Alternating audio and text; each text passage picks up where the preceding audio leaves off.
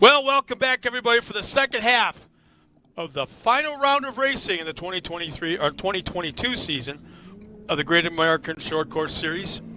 Once again, my name is Scott Ray, along with Dave Arnold, as we get ready to broadcast our first race of the afternoon. And it's now post 12 a.m., p.m., however you want to look at it. And on the track right now, we've got the Weller Racing SR1 UTVs. And get ready to do battle for the last time this season. That's right. Looks like Larry Hayes is going to pretty much wrap this championship. Unfortunately, Corey and Jason Weller attending, I guess there's a wedding. Derek Webster. I saw those pictures. Yeah, that's not pretend. That was pretty. Yeah, they weren't staging that? They were. That looked like very celebratory. So 363 with the points for Larry, so he should just wrap it up there. But Paul O'Brien. He's got a whopping 60 points now. This is his first round. He's come back with us, but it's so great to see him come back. Paul, such a great racer, and raced, the National Series, raced in the Midwest. Now he's back here to have a little fun. Love seeing him and his wife. They're so awesome people. So we got Paul O'Brien out there in the 11, Larry Hayes in the 75. They're in the front row, and then Robert Gutierrez in the 83, and then 17, Sammy Nino.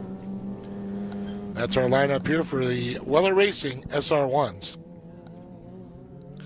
Love to see this class grow again like it did last year. It was such an awesome class. They're adult trophy carts, kind of. Like Pro 2s, like adult mod carts. With the G-force, throw these things into the corners and pitch them sideways and back them in, and just the way they get thrown around inside the cars. It's amazing how they keep their heads on. Oh, definitely. Well, hopefully they keep their head about them right now, because it's Optima Batteries green flag. Says green, green, green. O'Brien with a good jump there. Hayes right behind him with Gutierrez and Nino.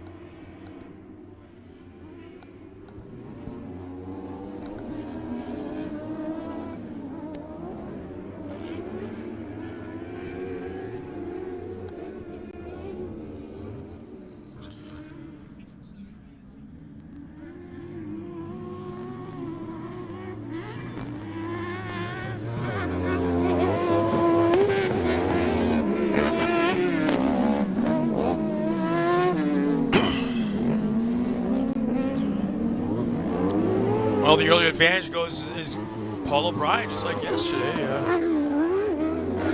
He just had his way around this racetrack yesterday. Yeah, he did. It was a Sunday drive.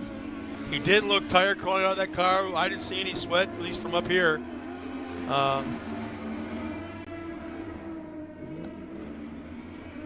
These cars are as fast, every bit as fast as they sound. Yes, they are. Jeez.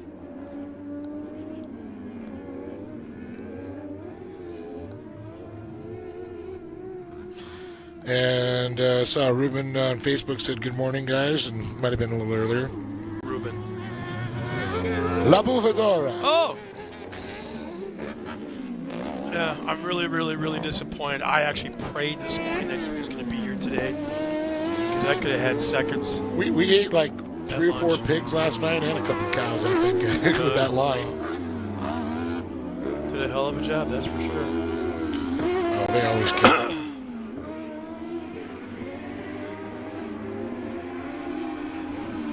Well, only 3/10 separation right now in O'Brien and Hayes' lap times on that last lap.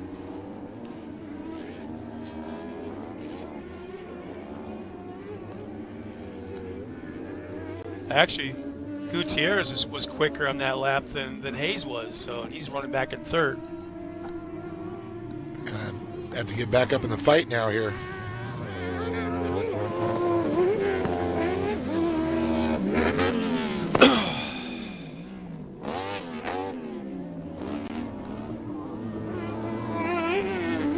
Well, Larry Hayes had a little issue over-rotating that right-hand infield turn. Bounced off the course just for a moment, got back on. Didn't lose a spot, but lost a gap back from that top spot. This is probably the only class out of all of them, including Pro 2s, that the drones have issues with.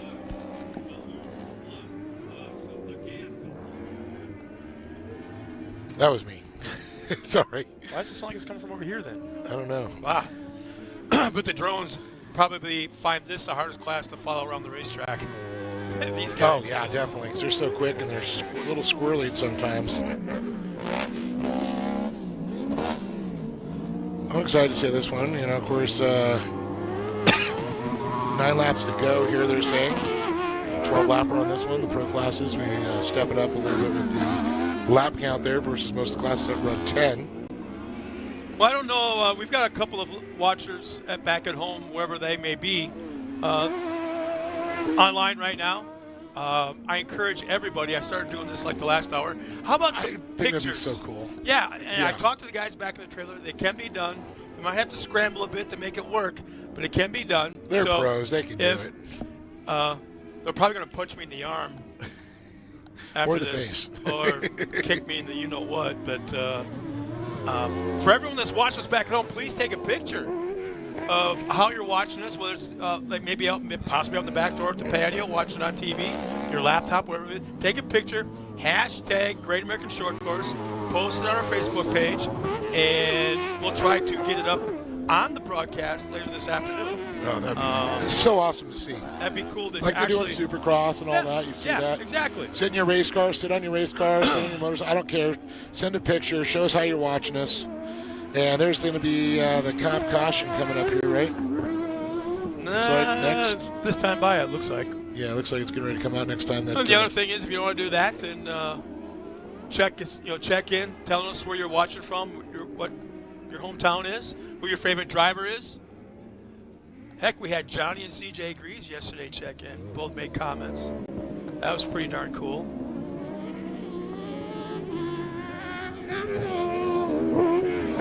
I know Don Holcher, he checked in a couple of times, waiting for Johnny's race. I know that there's somebody watching us up in the air from about 35,000 feet on his way to Italy, watching us from the plane.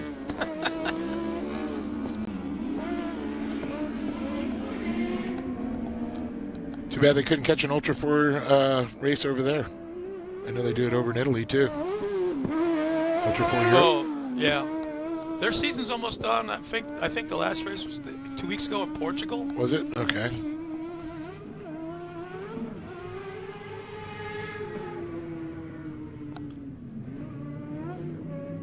Hopefully we keep Mondo a little bored out there, the Desert Valley Towing. Want to thank them for doing it. Big help to us always. Get that big boom to pull them off. But we've re-racked and restacked the field here.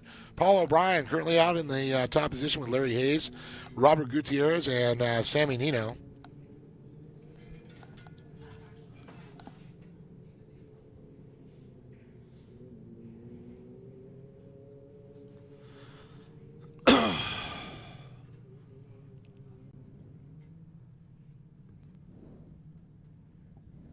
See, I'm bringing around here in that beautiful Can-Am, that 6x6. Yeah, I dare to get stuck. You seen them with the tracks when they put them on them? Snow tracks? Dude, pretty cool. I'm from the snow. I know, but they didn't have those. They didn't have those when you were living in the snow. And they got more than just the tracks. They got the skis where the tires used to be. Yeah. Well, yeah. And they got a heater. Uh-huh. There was a couple. I mean, I know they had snow cats where you live, but that was like what, the 50s? Yeah. There's a couple of unbelievable UTVs that were on display or actually being used at Disney, Oklahoma a few weeks ago. Oh boy. Oh yeah. Totally enclosed, everything but the kitchen sink inside. I did see one. It was like almost like armor plated with a flatbed on it. Armor plated. The big old. The fire and rescue one? Yeah, that thing was sick. That's Brad's. Yeah, it's bad to the bone. Pace vehicles off the track, coming to the green right now for our final second half for the SR1s. You can see him bouncing around there into turn number 1. You can see a little like finger comes out. They get a little lip up there. Paul O'Brien obviously has the fastest lap of the race, the 52.1. 0.6 of a second faster than everybody else. 6.5 tenths of a second. Yeah, Gutierrez has a second quick, but he might challenge Larry Hayes there. Larry Hayes, damn, they're flying. Jeez. Off that infield tabletop. Man. Love it. They jump pretty much from there to the light post. Our next race coming up will be the modified karts, mod karts, the crazy kids. Coming up next. This is where you want to let everybody know. Get out there, share it, that we are live here. The Mod Kids karts coming up next. We had so many good races. Usually it's the mod karts put on the best race of the day, bar none. Easily, most of the time, better than the Pro 2 and Pro Lights. But yesterday, I'd have to say there was all kinds of good racing. Yeah, it's definitely germane to the situation. Is that right, Jermaine? He didn't hear me down there. Messing with old Sean Oshner, my partner in Dirt Sports World.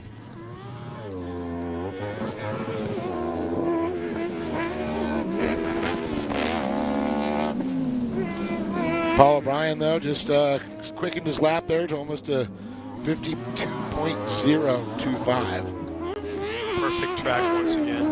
Oh, Calvin has just been killing absolutely. it. Phenomenal. And now he just went into a 51.4. Hayes didn't better his time there.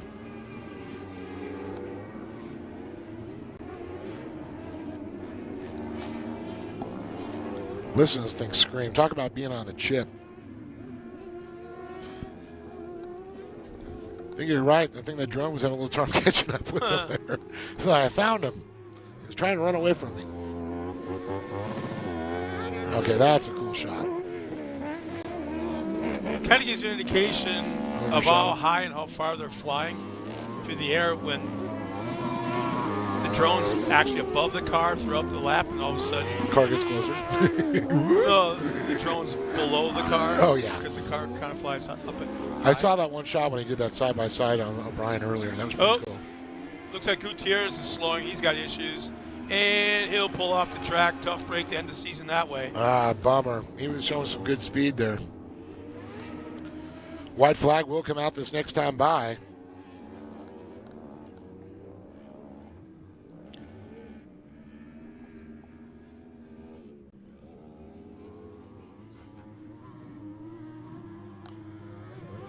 Mod karts coming up next, the modified karts.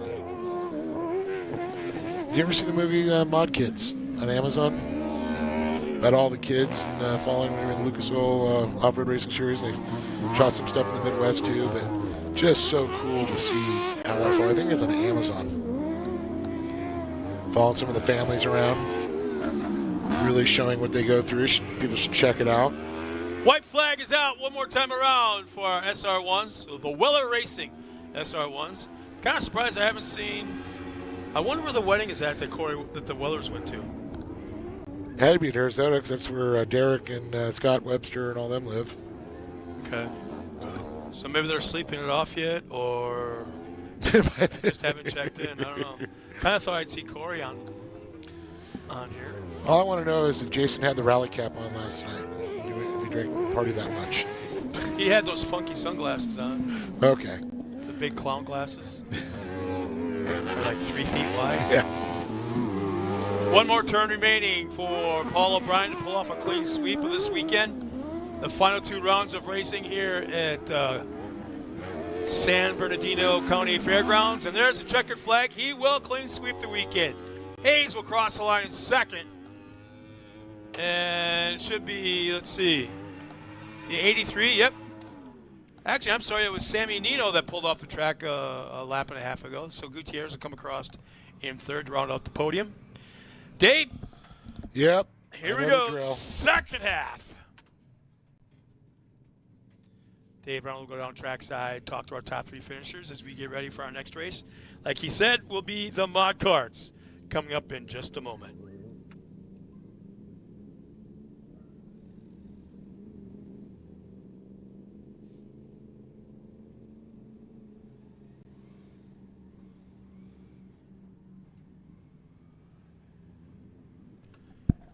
And there's our unofficial results for the Weller Racing SR1 UTV division. In the 4th spot with Sammy Nino.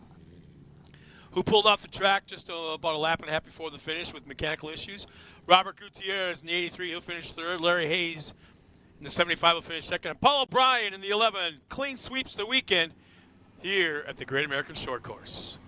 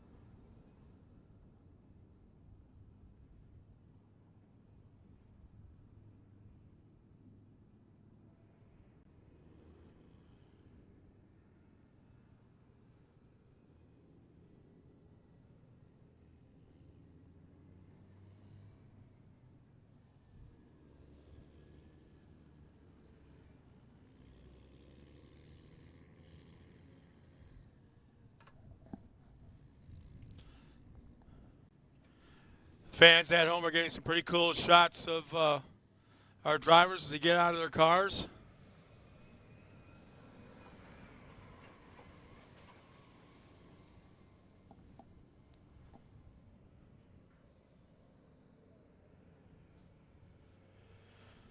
Jennifer Whitmore checks in. Thank you so much, Jennifer, for doing so. Congrats to Paul on another win from his sister-in-law in Prescott, Arizona. Thank you so much. I encourage a lot more of that. Thanks, Jennifer. Kind of the first one for this in the second half of the afternoon. Good camera shot of all the boys. There's Dave Arnold down there with them as well.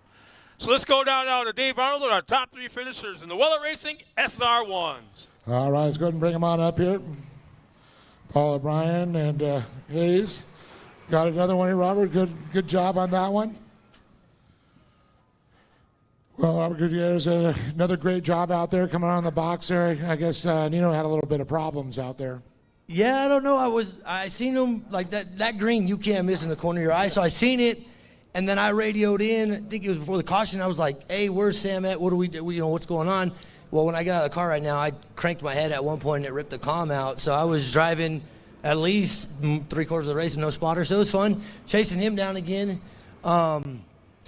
And yeah, it was just a blast. I got to thank my family and friends come out here spotting. And Larry, we missed qualifying in practice Friday because a wire fire.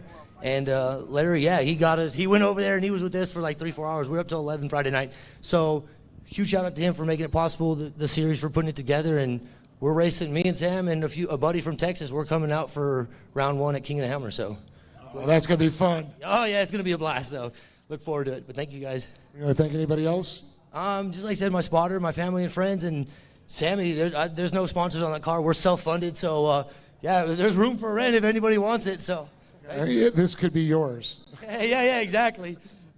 Robert Gonzalez, everybody, great job. Gutierrez, sorry, great job there. We're going to move over to Larry Hayes, who wrapped up the championship here and SR1s, and so pretty much it's good to get a couple guys. We're missing a few drivers, but hopefully next year, I know Robert was saying, hopefully get. Him back out here, too. It'd be great to have Paul come and play with us. Yeah, and Scott. And Scott, too. But, yeah, no, it was a great day. Wish we had this weather all year round, but it was a great day racing. Paul was supposed to open up a donut shop in the second half, and he didn't go through with his promise. But other than that, it was good. Thank Susie, my wife, for spotting me and supporting me. Weller Racing for making these cars. And then, of course, the whole gas series. Got it. Larry Hayes, everybody, points champion. And Paul, great weekend back, sweeping the weekend out here. It's got to be good. You come out and play, and everybody stays home because they heard you were coming. Well, it kind of worked in my favor, I guess. But it was nice seeing a couple new guys. Larry, he kept me honest. I was whole time there going, man, he must be getting better traction than me because he's not going anywhere. So he was right there, kept it going, and just a great weekend of racing. Like Larry said, the temperature, these cars tend to run hot, so we definitely got a bonus with that. My car probably ran the best it's ever run. So horsepower, they make a lot of horsepower when it's cool. They do. There's that fine line in between, you know, nice and warm, but this is about perfect for an SR1. Well, would you like to thank anybody for making it happen? Yeah, I'd like to thank, first my wife. It's her birthday today, so happy birthday. A young 32, so she's this is her birthday. Thank her for letting me race on a birthday weekend. So I'm going to thank my mother-in-law. She's sitting at home right now, had her knee replaced. One of the few races she's missed since I started racing UTVs, so wish her well and getting better. Weller Racing always help me out. Anytime I need something, they're there for me. Lucas Oil Products. Gas, thanks for these guys for keeping the series going. I've been missing all the year. I know there's some other guys missing, but hopefully next year they can pull it back together. And everybody for coming out. It was a great weekend. Paul O'Brien, everybody, and happy birthday. So awesome to have him out there. Gutierrez also. Hopefully we'll see a couple more guys here. And Larry Hayes, Paul O'Brien.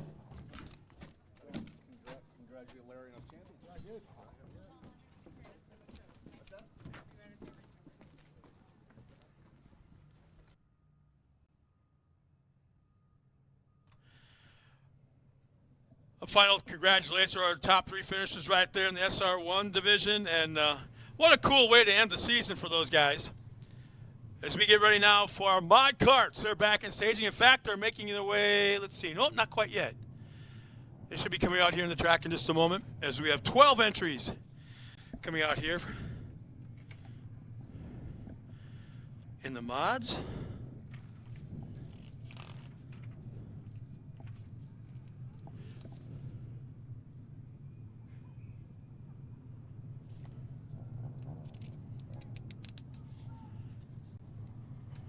Actually, I think I stand corrected. I'm sorry. Production Turbo UTVs should be next, I believe.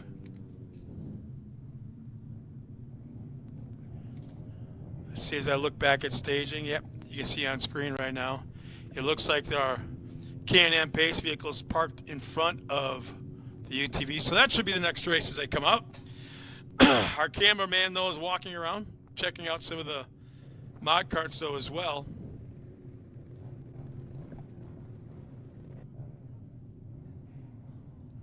So let's see which ones move.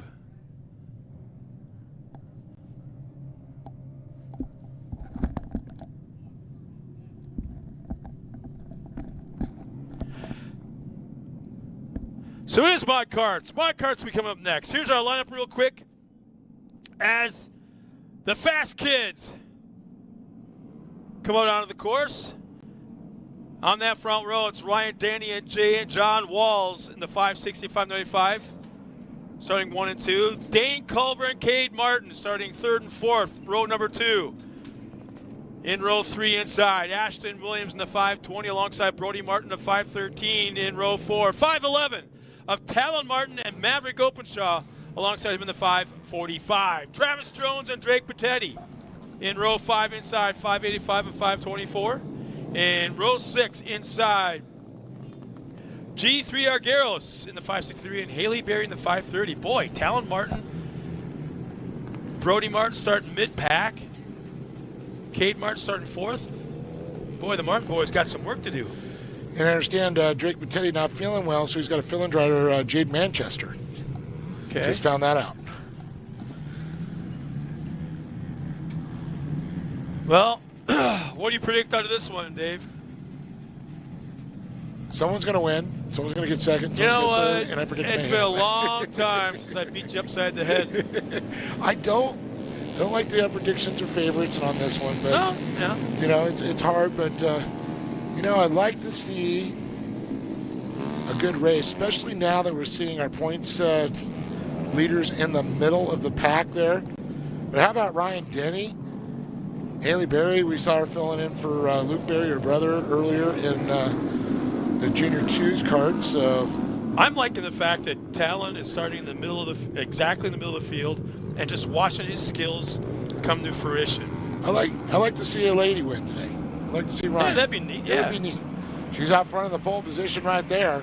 John Walls just on the outside, and that green machine with the big W on the side. Guess who gets the whole shot? That would be Ryan Denny. Yeah. It looks like Dan Culver moving up fast on him. There's Cade Martin. I see him making it through there. Talon making a big jump through the air there. John Walls just on the outside of him. Oh, man. There we go. Ryan gets slided back to battle for second there.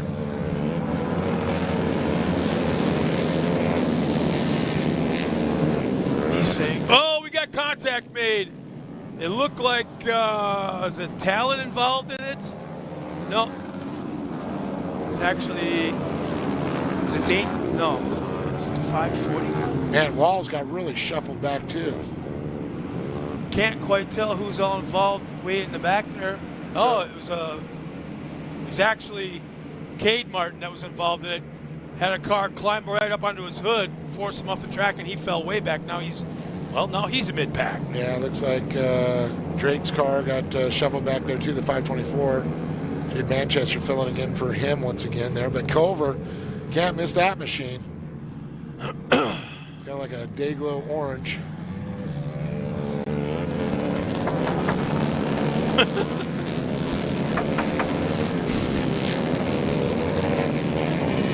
Yeah. You know, that's our leaders right in front of us. We can't see the track. Pacing back and forth like it's the waiting room of a maternity ward. Yeah, or a long-tail cat in the room full of rocking chairs. So Culver out front. Still continues to lead with Brody Martin, Ryan Denny, Talon Martin, Ashton Williams, Cade Martin, Mike Garros, Maverick Openshaw, Travis Jones, and Haley Berry, followed by John Walls. And Jade Manchester filling in for Drake Patetti. Man, quick move. Talon Martin jumped in front of Ryan Danny moving into that left-hand turn in that backstretch. Made it look way too easy, almost as if Ryan had issues.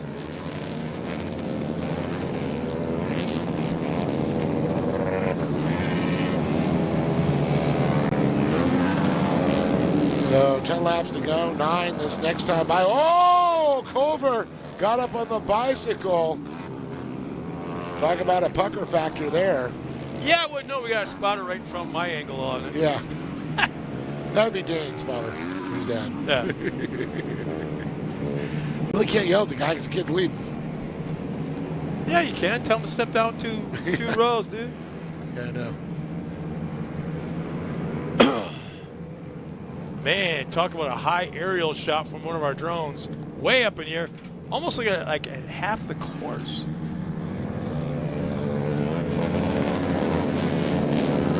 Yeah, it's one of the little DJIs they throw up over there to give the overhead and get the racing drones down and actually keep up with the speeds of these machines. I mean, I know they'll hit 80 miles an hour in the open desert. You're looking at, what, 60? 80. I think the fastest I saw was 98. 98, yeah. Way back, yeah. When the way these are geared right Mitchell DeYoung was out there. They get enough room, they'll get up there, but thinking like 60s to 70 mile an hour, they can hit some of the stretches before they get on the binders. You know, they appear to be really stretched out, but when you think of the speeds they're going, yeah, they could close up on you so fast that. Oh, Brody got up on the bike. Sorry about that. And look at this, Talon Martin now going to start fighting with Brody. Side by side, the battle for second. You got a spotter in your way again, by the way. Yeah. You know, Mr. Side of a barn there. There's a little adage, you make a better door than a window, sir. Great shot there of the split section as they come across.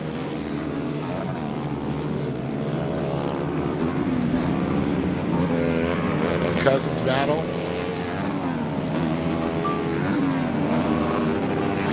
So it's Dane Culver, Brody Martin, Talon Martin, Ryan Danny back in that fourth spot, Cade Martin in fifth. And look at this, Dan Culver stretching out his lead. Oh, on the bike again for Brody. And that's going to allow Talon to get up next to him again, side by side. Brody's on the inside line. in the blue and yellow, and then you have the white yellow machine with a little stripe of blue on it. Cade Martin is landing right at that light pole. The same distance that the Pro 2s, Pro Lights, Pro Buggies are all running. Jeez.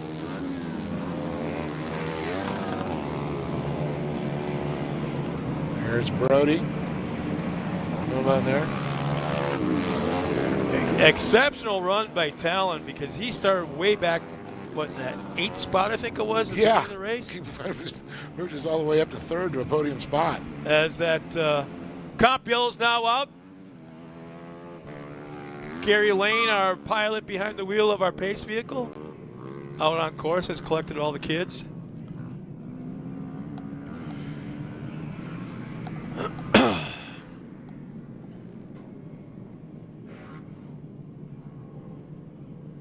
Man, where is everybody? No one's checking in today where their hometowns are, where they're watching us from.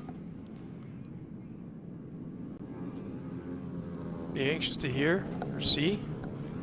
Be kind of cool. I do have a couple feeds though, Scott. Let me see what our Facebook. Well, I'm on the YouTube. You're on the YouTube. Don't ask me how I got there. I think you put me there, but I'm cool with it. Well, you were on that earlier. Don't ask me how I got there. Oh, okay. It's an app, Scott. Okay. It's an app. You need a what? Nap? An app, yeah. I could go for a nap.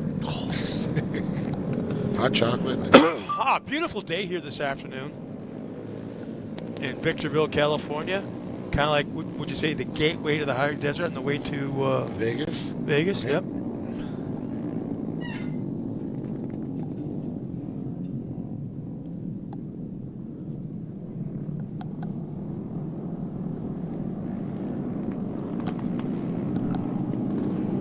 What are you showing me? A little sprint car action. Me. In the sprint car. Fun days. Boy, here we go again. Bumper to bumper to bumper to bumper, all the way to the back of the field. These kids are aggressively on it. Green flag is out, and we're underway for the second half. Ha ha! Now we're going. Hey, Travis, thank you so much for checking in. He's watching us from Indianapolis with his cousin, for his cousins, Ashton and Chad Williams, saying, let's go, boys. So, Travis, thank you so much for tuning in. That's pretty darn cool. Yeah, definitely. We're in a booth here, and we can hear the spotters outside as this battle for the top position there. Dan Culver, Brody Martin going door to door, fender to fender here. And it looks like Talon Martin trying to get in the fight also. Oh, look at this. Ryan Denny made the pass up into third. Huh?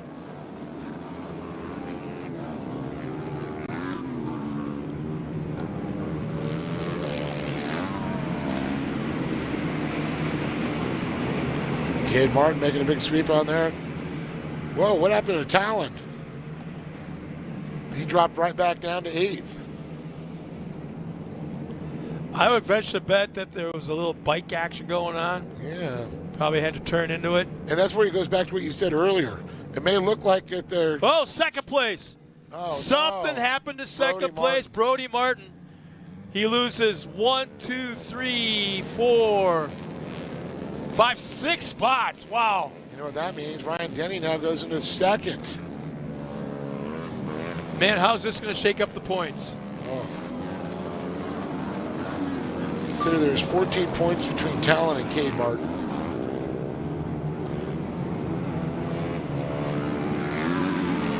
So there's Cade in third. Talon's up to 6th. Not going to be enough to affect him if he stays. Whoa, contact made. How about this? Look who's in the second place. Ryan Denny. Ryan Denny's right there, and Cade Martin actually jumped onto the back, on the air, landed on the back of Ryan off that. And Ashton just did the same thing to Cade just now. Jumped right in the back of him there. I think Dad needs a Prozac. 2 laps remaining this time by, and guess who's making up ground on our leader? Ryan Denny is making up ground on our leader along with Cade Martin right behind. Cade's pushing her hard right now. Oh, talk about rubbing there. She's trying to block. He was trying to squeeze up that inside. Only problem is only a tire thickness there. Very short distance. There'll be one lap remaining this time by as our leaders are on the far side of the course right now. So next time by, we'll see the white flag. Ashton Williams moved up into the top 4. Denny gets pushed around again. Be a lot easier race to call.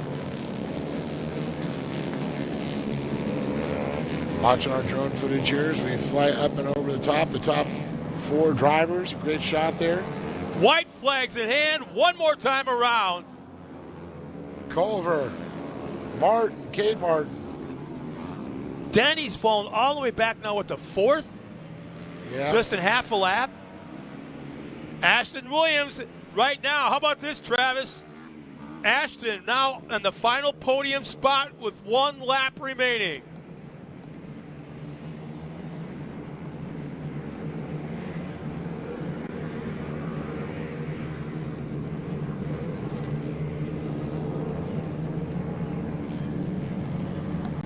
Is that Talon right there now making a move? Yeah, look at this. Whoa! They make contact upon landing. Talon makes the pass in the air. Cade. Or Cade, I'm sorry.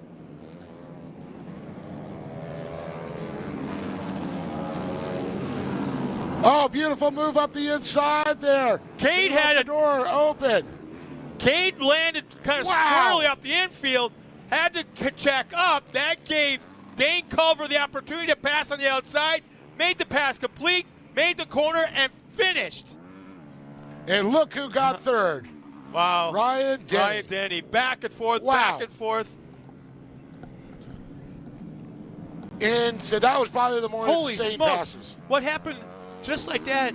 Ashton Williams, which dead last with 1 lap remaining in the final podium spot, and there he is, finally coming across.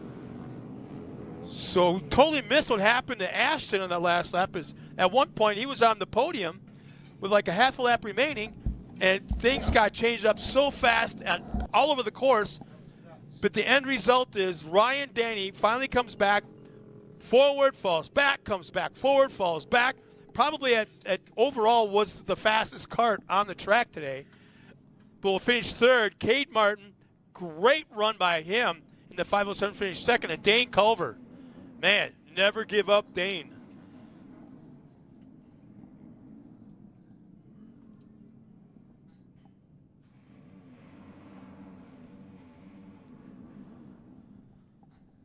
So you can see the unofficial results from the modified karts. Our top 10, Maverick Openshaw, Travis Jones in 9th, Haley Berry 8th, John Wall 7th, G3 Argueros 6th spot, Brody Martin in 5th, Talon Martin 4th, Ryan Denny in that 3rd spot, Cade Martin 2nd spot, and Dane Culver today with the win.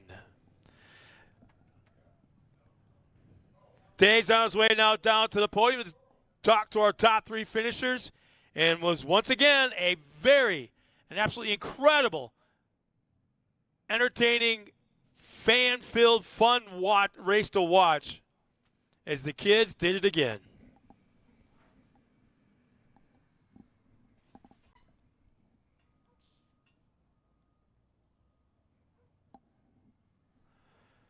And the fastest lap of the race was by 4th place driver, 5'11" of Talon Martin on lap 10. So right before the white flag, that was his fastest lap of the race, and that just tells me this track is in absolutely perfect condition.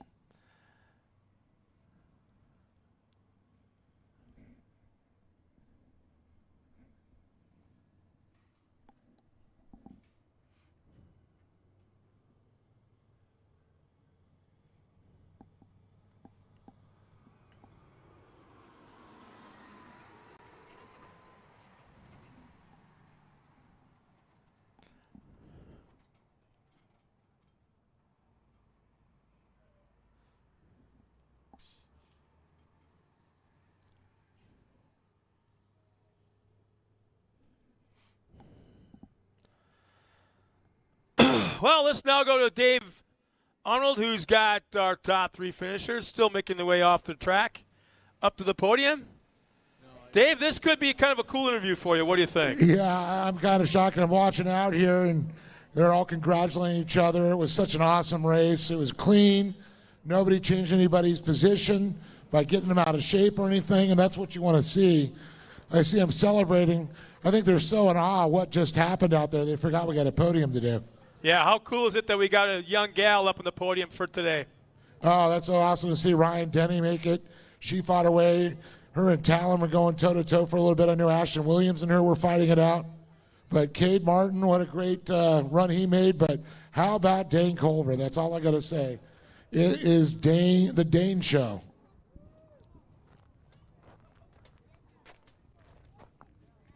So we're just waiting the drivers to get collected. We'll get them on up here to the box.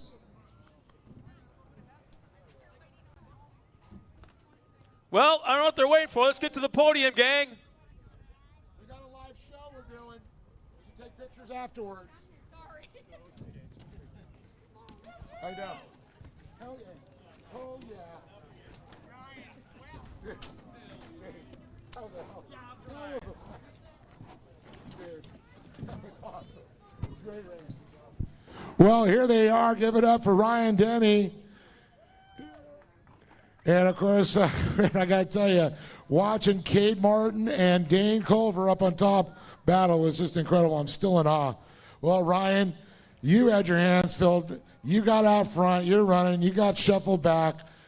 Saw you back to 5th. You fought your way to 4th. You saw Ashton Williams. You were fighting with him, Talon Martin. And all of a sudden we looked up and you're back in 3rd. Yeah, that was an awesome race. It was such a struggle. My car kept bottoming out everywhere, so I was just trying to get through it. Yeah, because you were sending that thing. That's why I was bottoming out. Oh, yeah, it was bad. But it was definitely an awesome one. I mean, what was your favorite moment of that race? Just coming across the checkered flag. And 3rd place, getting the podium. It's been a drought for a while. Yeah, this is my first time on the podium since the first weekend of the races, and I just got a brand new car, so I'm so glad to finally prove that I'm back up here. And what a way to finish the season off. Oh, yeah. Well, I know you got people to thank for that. I want to thank my mom, my dad, Papa, Amin, the Torfies, Robbie, Colin, Burr Enterprises, Torco, 518, Unique Upholstery, and anybody else. Thank you so much. Give it up to this young lady right here to finish off the season in 3rd place there. An awesome job. But, man, these two guys were the show. Everybody's eyes were on Cade and, of course, Dane. Talk about what was going through your mind because you worked your way up there. There were so many jockeying positions, but everybody there had their sights set on them. You were in the lead for a little bit, and then tell me the story from there. Yeah, we came off the start around 4th or 5th, and then coming into turn 4, got in a little incident. It put me back towards the back of the pack. And then from there on, I just worked my way all the way up, got around a few more people, and then got on Dan on the last lap, and then the body caught some air and then hit the ground real hard, and then it opened the door for him, and he got me in the last turn for the win. Yeah, that was just an insane, though. I mean, you should get the Hard Charger award on that one for sure because the way you got shuffled back and fought your way forward was just amazing. The finish, though, it was a race. It was a clean race. That was the beautiful part. Yeah, it's super fun. Even though it's not the best to do that, it's fun to always go from the back to the front when you're able to do it. Most definitely. And I know you got people to thank for being here for today. Yeah, I want to thank my mom and dad for the last 5 years and all their support in doing this. And I want to thank M&M Cutomatic, Sunset Signs, Martin Brothers Racing, Zach, Jonah, Sparco, PCI, RPC, Jim Yoakum for building the best motors there are, and all the people that have been supporting me for this long. Cade Martin, give it up for this young man right there with a great performance. Man, but talk about performance here. Dane, you had to fight your way up, and all of a sudden you lost the lead. What was going through your mind at that point? Well, my dad just told me to keep holding my lines, and he started screaming at me on the last lap, and I couldn't really hear what he was saying. And then I met Cade. He got me going into the right-hander, going into the split 2 lanes, and I don't even know what happened to his body. He caught and then veered right or left, and I saw the door and I just went inside. But talk about the move for the pass, the last lap, the big jump. Yeah, I was just going for it at that point. This is my first time I've ever podiumed both days. over like since Lucas Oil, like 5 years. And this is my first mod kart win. Well, you got to love it. What a special way to do it. The last race of the year, the pass of the year, and the win of the year right there. The chocolate milk, the awesome LTD trophy. Yeah, I'm very excited. Who do you want to thank, buddy? I'd like to thank Slick Products, Sports Canopies, ITP Tires. I'd also like to thank God for keeping me safe inside my cart, and all my parents. Dane Culver, everybody give it up. But one more time, Ryan Denny, Cade Martin, and on top of the box, Dane Culver with the move of the season right there with the win. What a way to keep this rolling here with mod carts. More to come. Don't go anywhere. We got more racing to come, folks. Back to you, Scott. Thanks a lot, Dave. And yeah, you kind of nailed it. You talked about the race of the year, the move of the year, the pass of the year. So congratulations on our top 3 finishers right there in the mod division. And what a cool way to end their season. Getting ready now for Production 1000 UTV, which will be our next race. 12 laps, immediately followed by Pro Buggy, our 9th race of the day. Again, we want to welcome all the fans back at home that are tuned in to the final round of racing of the 2022 Great American Short Course Off-Road season. As you can see right there is the Production 1000 Production Turbo lineup. On the front row is the 911 of Dominic Benitez alongside the 770 of Oliver Golding. Let's see, this is all jumbled up. So anyways, yeah, we'll just go who's coming out. Cody Hodgson's out there in 955 along with Kevin Walsh in the 717. Starting in row 2.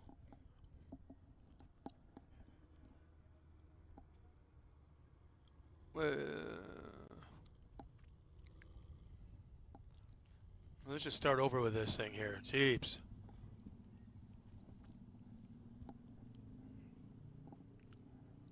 Dominic Benitez is out there in 911. Cody Hodgson in 955. Cole Gamma in the 995 along with Connor Berry in the 902.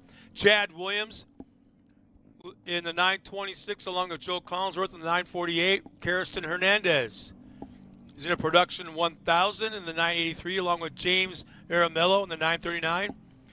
And in Production Turbo, you've got Oliver Golding and Kevin Walsh in the 770 and 717. Huh?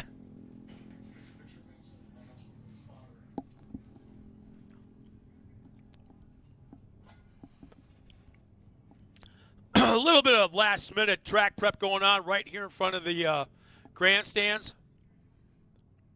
As you can see, Cowboy out there. There's our current points right now going into one round of racing. Cody Hodgson has the top spot at 431 points. Cole Gamma is 1 point back, and Connor Berry is 5 points back. So it doesn't get any tighter than that right there. So all eyes will be on those 3.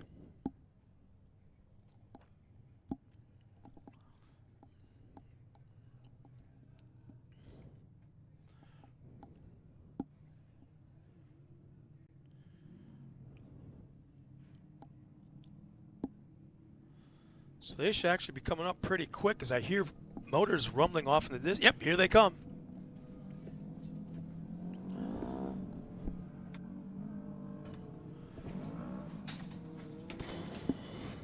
Boy, Cody Hodgson has that car looking so nice. Coming out of the track round after round, almost like it's brand spanking new. So redoing of a little bit of the lineup. Just so. How's this working? Jumbled? Yeah. So it should be Benitez and Hodgson on the front row. Inside of row 2 will be Cole Gamma and Connor Berry. Row 3 inside will be Chad Williams alongside Joe Collinsworth. Row 4, Karsten Hernandez and James Armillo. And the final row should be Oliver Golding, the 770, and Kevin Walsh. And Cole Gamma will be running the in-car camera. Now, this is a really cool shot. from the side of the driver, we can actually see the head, the body himself, the hands up on the steering wheel, the arms. So you can virtually see everything that's going on inside the car. I really like that camera angle a lot. Well, Scott, Cody Hodgson's got 1 point on Cole. Mm-hmm. Connor Berry, so it's 431, 430, and 426. Mm-hmm. Wow. So get your pencil out. Yeah, I know. No, seriously, get your pencil out. I'm going to have to.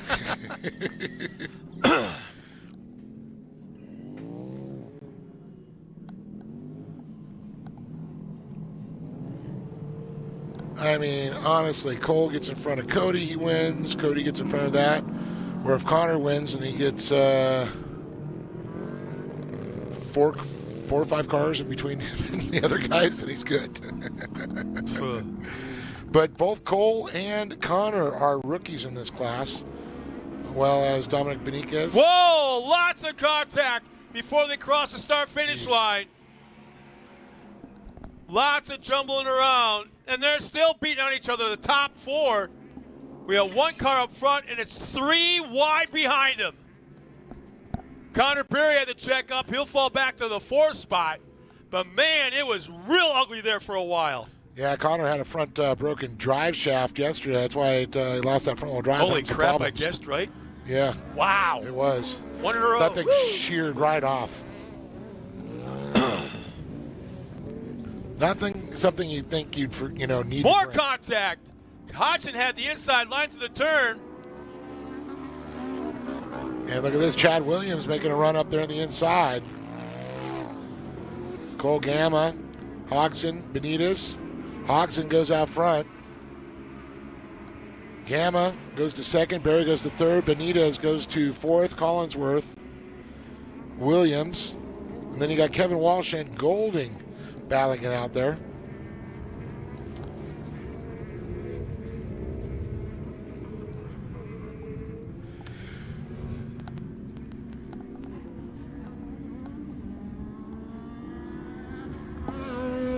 Good. Hodgson starting just to pull away, and it looks like Connor Berry's now moved into 2nd. Yeah, you called it. And the thing is, they had the in-car camera just a moment ago on our leader. Man, very little movement of the steering wheel. No seesawing back and forth. Very relaxed. Just so easy looking. Well, you know what's so cool? Cole, Connor, and Hodgson are all in the points battle, but Cole Gamma's family gave Connor Berry, they had an extra drive shaft and helped him out. That's pretty cool. Yeah, that's what'd you say, the racing lifestyle? Yeah. The family. They want to keep you out there. Mm-hmm. It's no fun if you're one of the best guys is parked, so. Yep.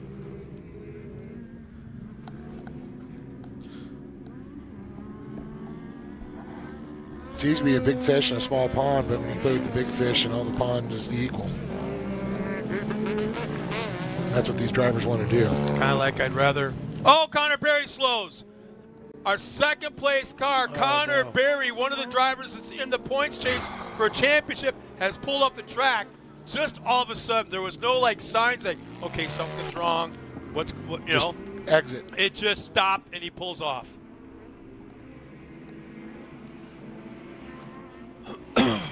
There's Kevin Walsh goes by. There's Oliver Golding. So it's the Polaris versus the Can-Am. We'll battle the manufacturers there. Of course, Cody up there in that Yamaha. Then you got Polaris, Yamaha, and Polaris. And now somebody else has come to a stop in the backstretch. Boy, yeah, so far away. I know. I'm trying to see who that is out there.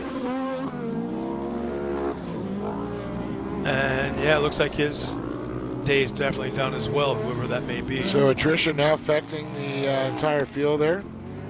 So Hodgson goes by, Gamma goes by, Benitez, Collinsworth, might have been Chad Williams maybe. Yeah, I think it was Chad Williams that broke. Yeah, it was. Boy, talk about gapped out. Every single car is equally gapped out to the car behind them all the way through the field. Wow. And we're not even through the competition caution yet.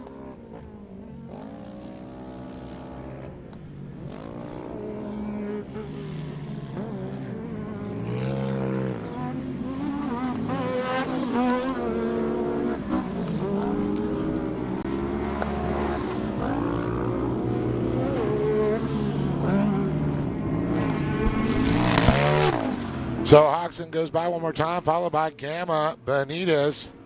So I'm going to guess that the comp yellow is going to be coming out at the next time by. So if it stays the way it is right now, yeah.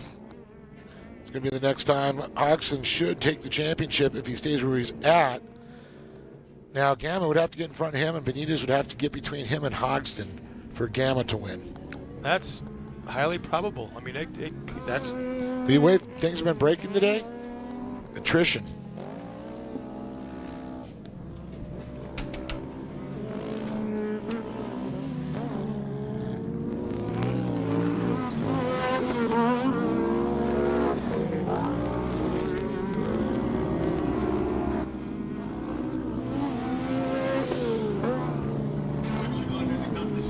I want to talk about it.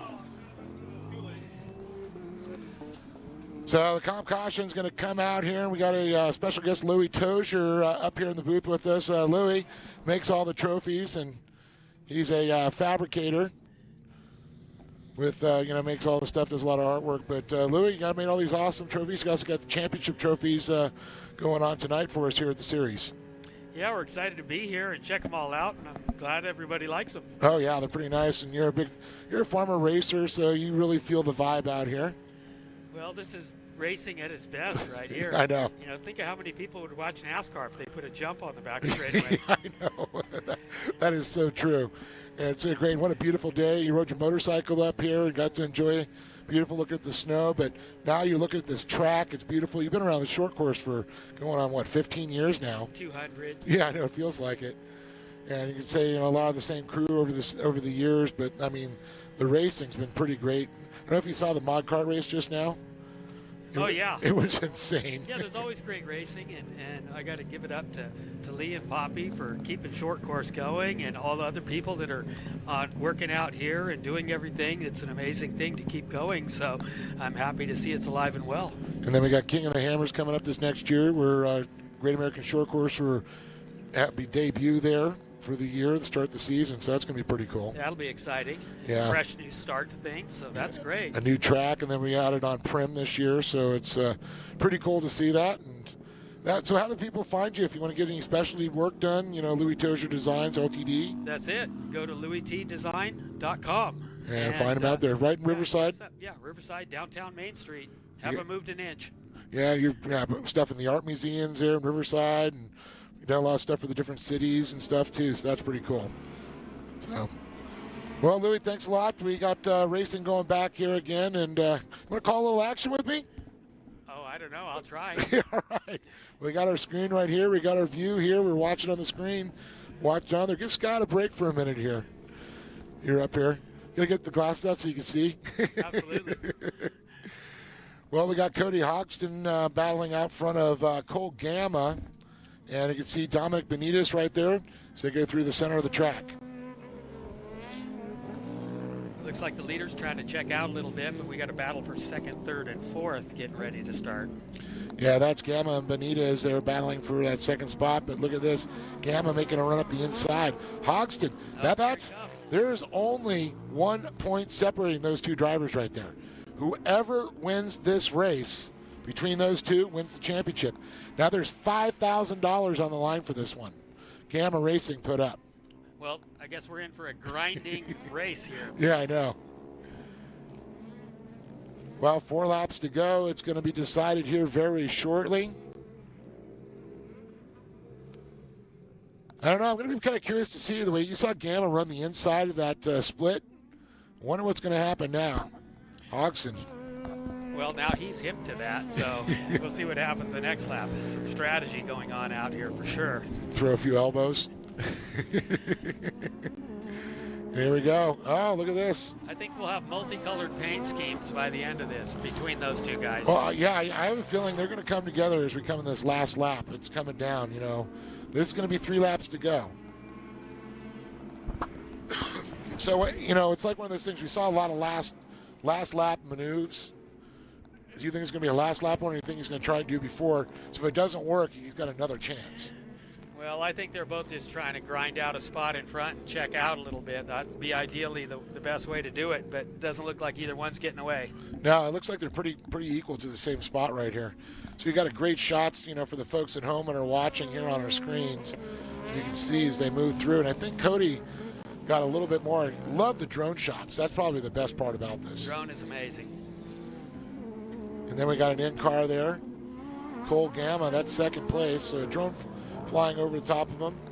You can see how he's just kind of working the wheel here. That's kind of cool. Looks like it's handling well, actually.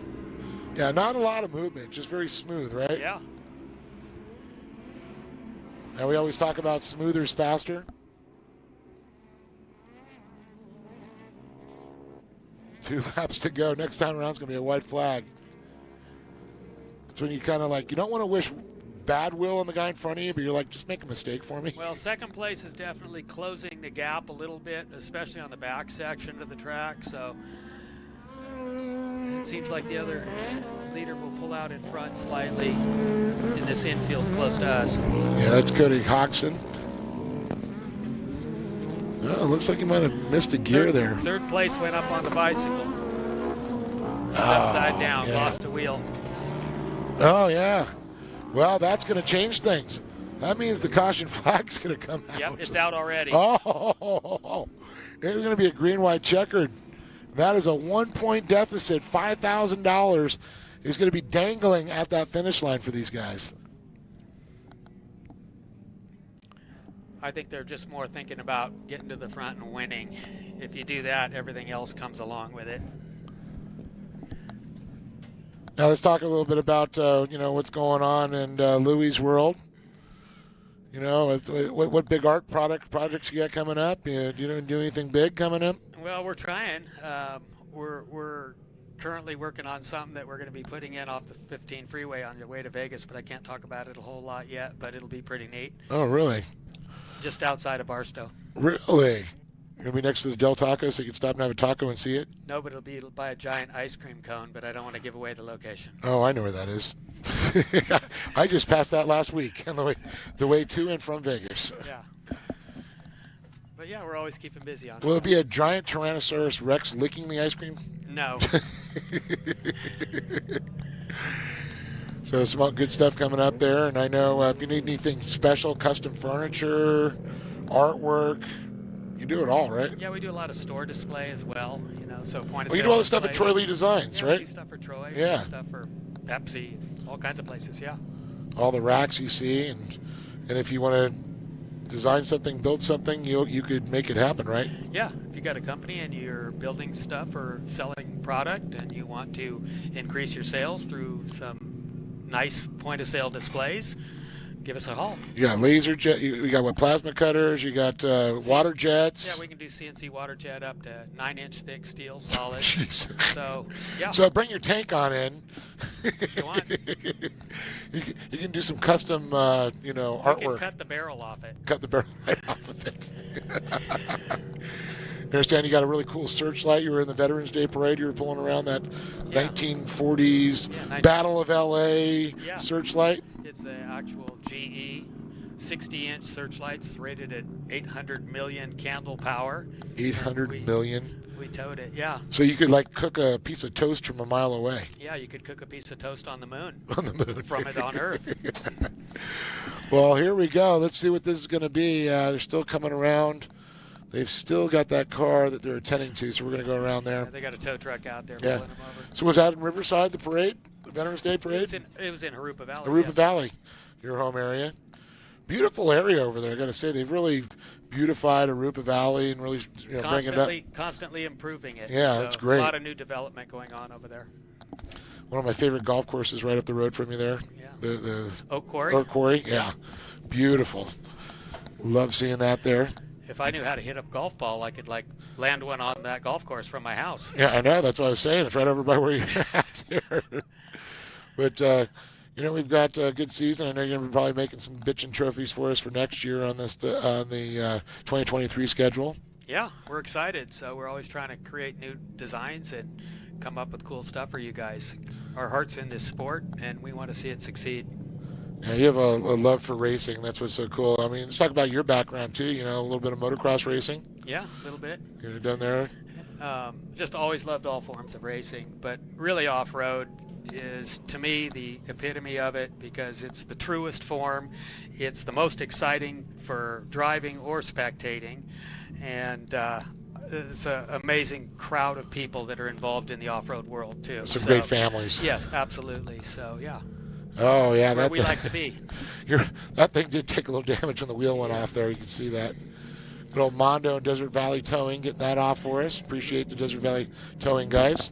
A little something missing on the right rear of yeah. that. Well, it looks like we should go, I believe, is that a green-white checker we're looking at? I see a green down there. Green-white checkered, 1 lap? Green-white. All right. So it's a shootout. Gotta love that. The field will be tightened up. Should be good in the first turn. Yeah, absolutely.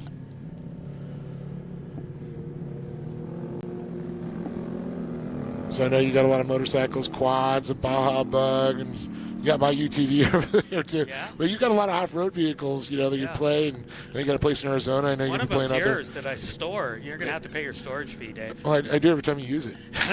And you're more than welcome to use it any time. Thank you, Polaris. But off we go. Here we go, Louie.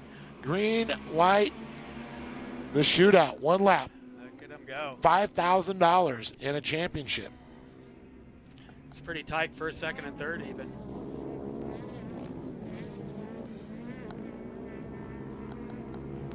Yeah, looking at here, Connor Berry, he's broken earlier, so nobody else in the points there. 1 point separating Gamma and Hogston. Oh, he's trying on the inside. Yep. There, like you said, there may be a little trade in paints. Somebody's going to stick their chocolate in their peanut butter, that's for sure. Yeah, he's coming in on the inside. He's trying to get next to him. Looking for the outside in. Yep. It stayed tight and low. Yep, he's on him. And Cody Hoxton's going to take the win and the championship and the 5Gs. Congratulations. Wow, that was incredible. Great race for everybody. It stayed tight the whole time through for all the drivers. That was impressive, though, for Cole Gamma, though, I got to say. And it looks like it'll be Hogston, Gamma, and Connor Berry in the championship standings there for the top 3. So, great. Well, I want to thank you so much. Go check out LTD. Louis Tozier Design. Louis Tozier Designs. Louis T Design. And on Instagram, you can see all the cool stuff and tips. Hashtag Louis T Design. Hashtag Louis T Designs. There you go. Thanks, Louis. Appreciate it, buddy. Hey, thanks for having me. All right. Well, I'm going to go head down and talk to him, and we'll bring Scott back. We'll be back with Podiums.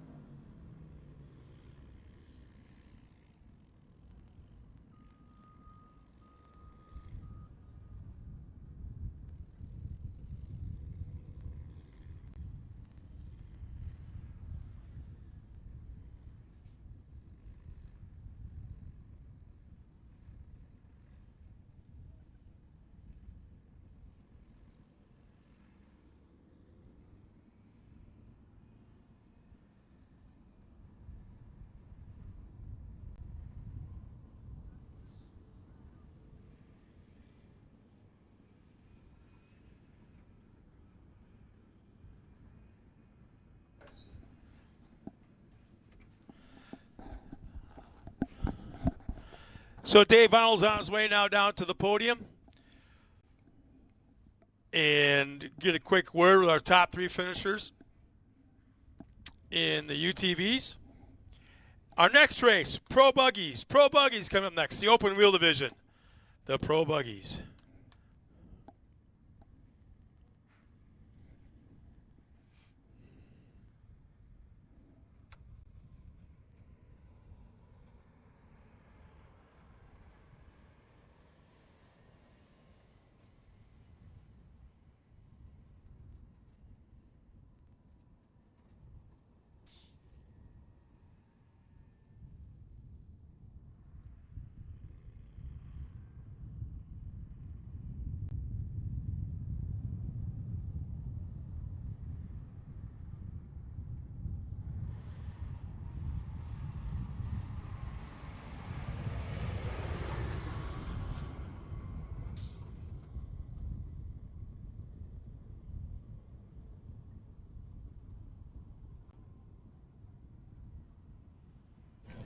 Check. There we go. Dominique, there we got it up here. We're going to run on up here.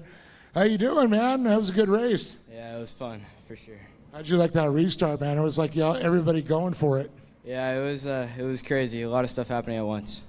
Yeah, there was a lot of carnage out there. Didn't think that these guys were in a championship battle, and you're back there trying to make them look funny by beating them, right? Yeah, it was crazy start, crazy finish. All of it. It was fun. Well, I know you got some people to thank. Yeah, I got my dad, my mom, my sister, my grandparents, all my cousins, Davis Motorsports, E Street MX, Cole Gamma, all those guys. Larry from Snap-on. Shit. I don't even know. Don't worry, Brian Deegan used to say a lot worse. Yeah. Thanks to our veterans, and that's it. There he is, everybody. Cole Gamma. How you doing, bud? Teammate just making everybody laugh over there. But yeah, good race for you today. I know you were trying to throw it in there the last lap, and looks like, oh boy, you got a second chance when that caution flag came out, and I know you tried to throw it in hard there, just couldn't make it happen. Yeah, it's really unfortunate, just couldn't find the speed today to make that pass. But what a great year for you. I mean, to see where you guys have all come in just 1 year time from running the Youth 1000s to look at you, you're a contender. Yeah, for sure. I've came a long way since last year, and we've ran a really good season all year, even though we had two not so great races, but we've done a lot to get up here. Well, finishing second in points as a rookie, not too shabby. Yeah, for sure. That's a really great accomplishment for me. Most definitely. I know you got some people to thank. Yeah, first off, I thank my mom, dad, sister, Grandma Sue, Grandpa Ron, Brian at Davis Motorsports, Ellen Fabrication, Darren at iShock Suspension, and Sparko. Give it up for Cole Gamma, everybody, one more time. Cody, you line up 1 point separating, and I'm going to say $5,000 from Gamma Racing on the line. He's trying not to let you get it. He's trying to keep it in their pocket. 1 point, 1 lap to go. The caution flag comes out. What's going through your mind? Just staying calm and collected. I mean, we've been the fastest car all weekend, so it was just all about just hitting my marks and making sure, I keep him behind me. I knew he was there, and Cole's been fast all week long, all year long, so I was waiting for something close. I had to run a little bit productive, but luckily I was able to just hit my marks and capitalize. Yeah, we saw that one time. We made the run on the outside during the splits, and then next time he followed you, and then after the caution, this last one, he was trying to stay it again. Yeah. I hadn't been taking the joker, the split lane the whole race, so I figured that was my perfect opportunity to sneak it in there all of a sudden because I haven't done it once all week long. So it was the good little change up, I think, that helped me get around that last turn because he was coming. Well, I saw that for sure. Well, I know you got some people to thank, and you'll be getting that championship tonight, barring everything in post-tech. Yeah, first off, biggest thanks to my dad. My dad is the one that has made this possible this year for me. I need to get him up here for a picture with this trophy because he deserves it just as much as I do. But all my sponsors, Ram Mechanical, Clear Innovation, Double Nickel Industries, B3 Motorsports, Keith Brooks, you're amazing. Thank you. I know you're watching, but I've been on the phone with them all weekend long. Look, hey, we need a little bit more. Where can we find more on the car? Just thank you, Great American Short Course, for putting on this series this year. I mean, we just got involved, right at the end of Lucas Oil kind of falling apart, so we didn't know where we were going to be. And here we are, getting to go race and have a blast, and they're putting on a great series, and I hope to see this class continue to grow. And it's nice seeing some young blood up here that are, studs. They're going to be hard to beat next year. So thank you. Well said. Cody Hodgson, everybody, our winner here, but let's give it up again from Nita's Gamma and Hodgson standing tall on top of the box. And as soon as they're done, I won't forget Oliver and Kevin. We'll bring them up. I'll bring up the turbos up here. I know we're going to be giving away some stuff there.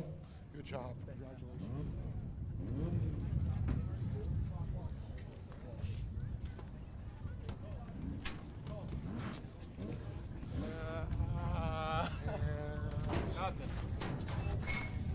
Turbo.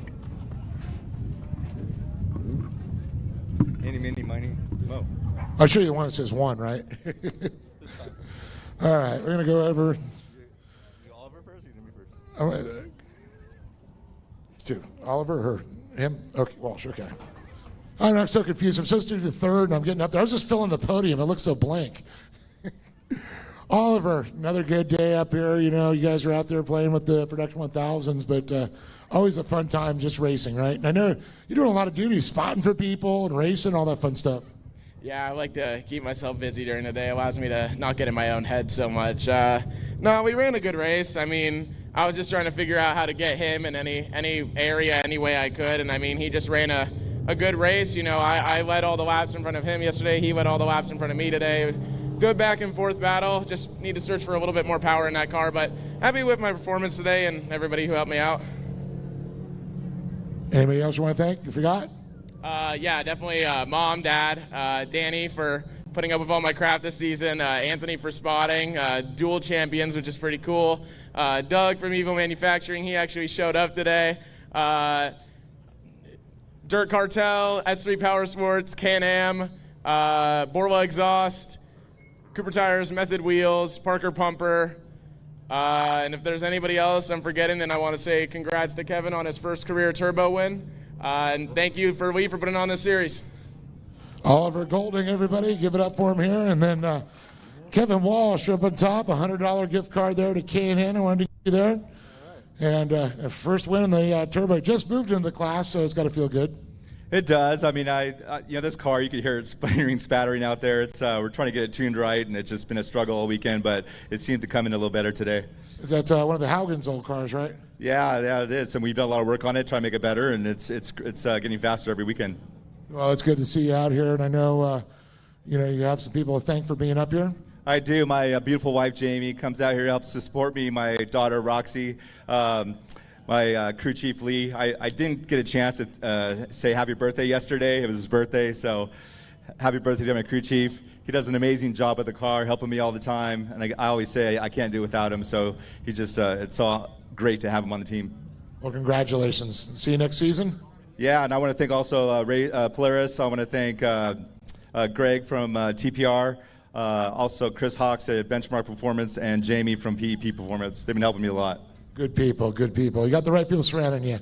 Yeah, I do. It's good. Well, Kevin Walsh taking the win there in production turbo, and then Oliver taking second. So congratulations to these two. We got more racing to come. Back up to you, Scott. All right, thanks a lot, Dave. You can see right on for all the fans back at home, some close-up shots of our competitors that are getting ready to come on the track right now, and that is the Pro Buggy. 8 cars, super competitive. The Formula One of off-road, open wheel. These guys can fly and are super, uber competitive. And this will be one fun race to watch as the championship is still on the line for this class as well.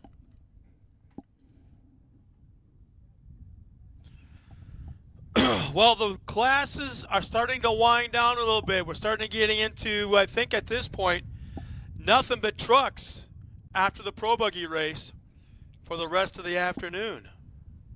Here's our staging order right now as they're back there in the field. Coming out in that 8 spot will be the 42 of Garrett Allen. Alongside him will be the 98 of Richard Woods. George Allen is starting in that 6th spot in the number 27.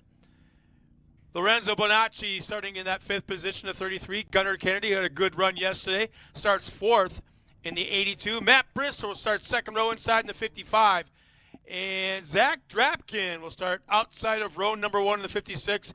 And on the pole will be the 31 of Jaden Uribe.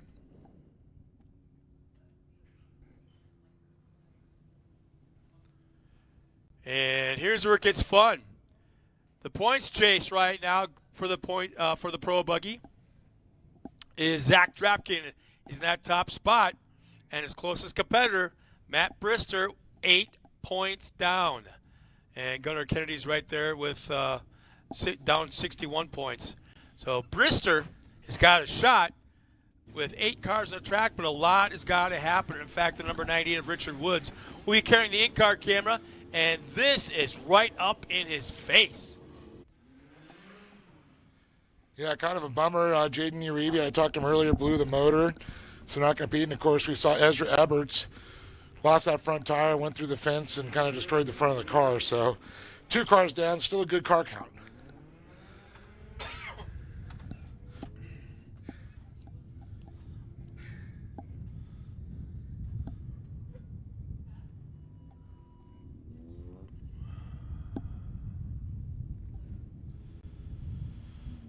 Well, who's going to get the chocolate milk, Dave? Wow. Man, I tell you what, This is a little. Drapkin and Brister are going to battle this one, I think, out. Well, Gunnar Kennedy's that's looking obvious, for it. but, I'm kind of waiting for Lorenzo to get up in there. My gut is telling me, that we've seen both our top 2 points guys. We've seen both of them at the top of the box this summer. But something telling me, my gut's telling me that it's going to be Zach. Well, Zach has right now 8 points. Yeah. So he needs this one. I think he's going to be writing an apology letter to a few drivers after this weekend. But I think Zach is going to be the one that will. He's going to kick a few. He's going to get kicked off a few Christmas card lists. Yeah, at least temporarily. Yeah. He might not be invited to the Thanksgiving table, but he might get a Christmas card. But get past that. It's just. Well, he might be like the presidential turkey and get pardoned. It's easier to ask for forgiveness than permission. Robbie Gordon. Oh God. Did I say that? Yeah, you did. So that's 2 reasons now why I need to cuff you upside the head. I forget what the first one was. Hopefully that second erase the other one. Green flag is out. We're underway. The last round of racing for Pro Buggy now underway. Zach Drapkin and Matt Brister chasing that championship. Well, it's Drapkin out front there. Gunnar Kennedy into that second spot. But look at Kennedy. Whoa, where did he find that? Well, Drapkin kind of took the left side of the car over the berm on the infield. Kind of scrubbed off a little bit of speed, I can't help but think there. But Kennedy just came on like he hit a nitrous button. Well, it slowed Drapkin quite a bit. Yeah. Trying to get back on. Getting in that fluff. He had to drive. No, he was beyond the curb. Oh, he was over the berm. He was driving on the sidewalk. Yeah, pretty much the whole left side of his car. So he was struggling to get back on the track. I bet that berm's a little shorter now. And a little bit of out of shape there for a couple of drivers there. George Allen, Benacci got out of shape there too, and looks like Garrett Allen. Boy, Brister's trying everything, and it's not working for him so far. But I guess it's not a bad thing to try certain things right now. Going to turn number 2, he pitched that car sideways way early, think he could slide all the way through. He caught right away, and he had to get back into the straightaway. It's like hitting your brakes there when that happens.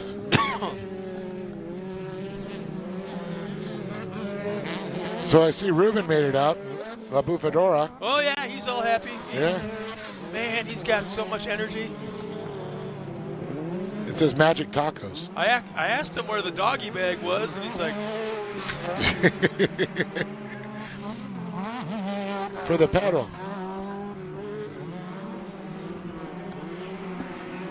George Allen sitting pretty right now in that 4th position there. Rich Woods slides back a little bit there, and Benacci right behind him too. Followed by Garrett Allen. As Drapkin heads through the center out of the gravity cavity. Look at him send that thing clear past the light posts. These guys are going. Ooh, did you see Brister? He had about 5 feet on the rest of them. And he's just getting a snootful almost every corner. Getting roosted by Kennedy, and I can't believe he's just... Look at that. Well, that corner's not too bad, but...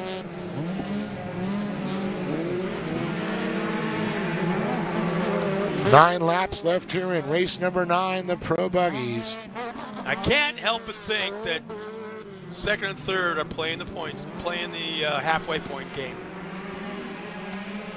Yeah. Because normally they would be up there dicing it back and forth already, but I don't see that happening. I'm thinking that this might be taking a serious turn in the second half. Yeah, we're going to see what's going on because Kennedy usually tries to battle up where he's at there with Brister. Oh, big push by Kennedy in that right turn. They make contact. Him and Brister, they're side by side. Kennedy gets a little bit more of a run out of the turn into that final corner before the front straightaway. Yeah, look at this. Looks for the outside in move there. Brister to take the second place. That was easy. Inches. That was way easy. He had that that's easy button. Yeah. And Bonacci's having issues. Way off the pace.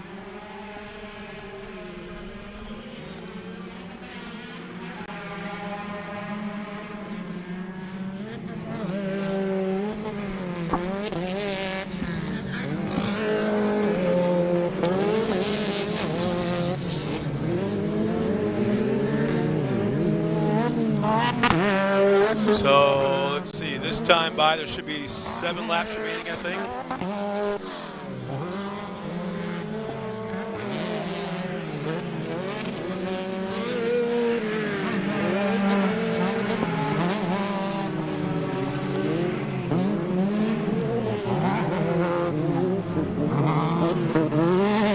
Man, it looks like Richard Woods is having all kinds of issues right now. He's squirrely coming out of the corners, trying to keep it straight. Just hasn't found his rhythm yet, running back in that 5th place.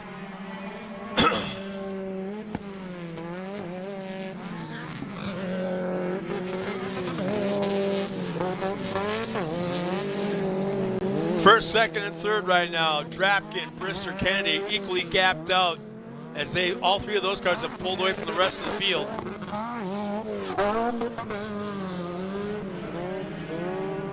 And the competition yellow is coming out. Zach Drapkin across the line, Matt Brister across the line, and Gunnar Kennedy.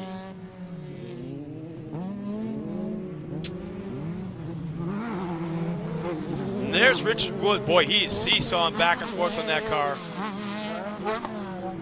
Lot going on.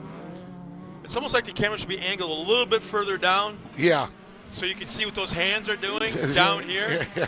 All the shifting, hitting the button to talk, hitting the button for the mud muncher, hitting the shifting, the clutching, the braking, the steering brake, which, I can't help but think that these guys are still using that turning brake quite a bit. Well, especially some of the infield corner, the right-hander, the left-hander in the backstretch, even the final corner right here before the front straightaway. Yeah, he says, now they're just kind of just tapping the brakes, transferring the weight, getting the front to bite a little bit, and not using it as much. They still use a little bit, but it's not as necessary it was in the past. And I don't know what's changed on the vehicles to make that happen. And when I drove, didn't turn at all unless you pulled the turn brake. You want to know what a turning brake is like? Jump on it all, Alice Chalmers or a John Deere. You'll find out real quick. You got the one pedal right there in the right, and you got 2 pedals side by side in the left, and if you hit the wrong one, you could be turning the wrong way. I know.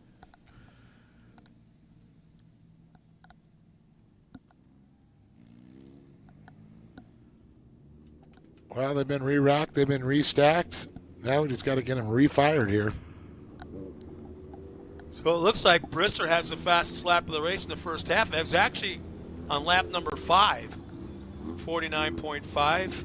Drapkin with a 49.7 on lap number 4. Oh, these guys, we're just waiting for the track to come to us, waiting for the, our tires are grooved for later in the half. These things are so tire grooving sensitive. Yeah. Just when it dries out enough, that's what that car is set up for. It looks like looks like Woods might be having vision problems, as he's got his shield flipped up. Just a second ago, went the in-car camera, and that his shield is up. You run out of tear-offs already? Yeah, look at he's falling back just as Bonacci has just gotten around. All it takes is one little booger in the eyeball, and man. Or a sand BB.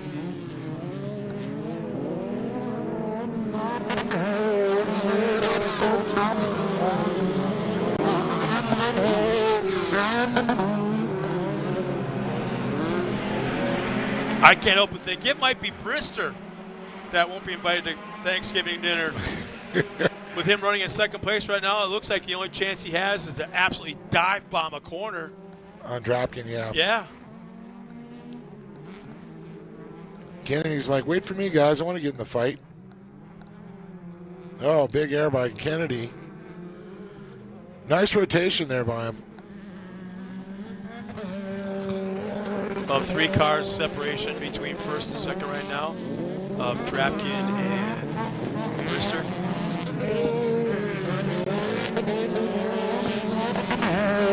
And Bonacci gets turned around. He's actually pointing the wrong direction. And it looks like he's having issues firing it up. Looks like that might be a problem now. Oh, fire back up, underway. Yeah, he's definitely had some gremlins. He was on the box yesterday. Today he's not looking like it's going to be in the cards. A bummer for the bomber. Oh, well, I'm watching Bonacci in the infield. Look who got around Brister. That would be Mr. Kennedy. Yeah. So we got a check-in. Devin, thank you so much for checking in. She goes, go, Matt, go. Matt's got a ways to go at the moment. Looks like it might be going away.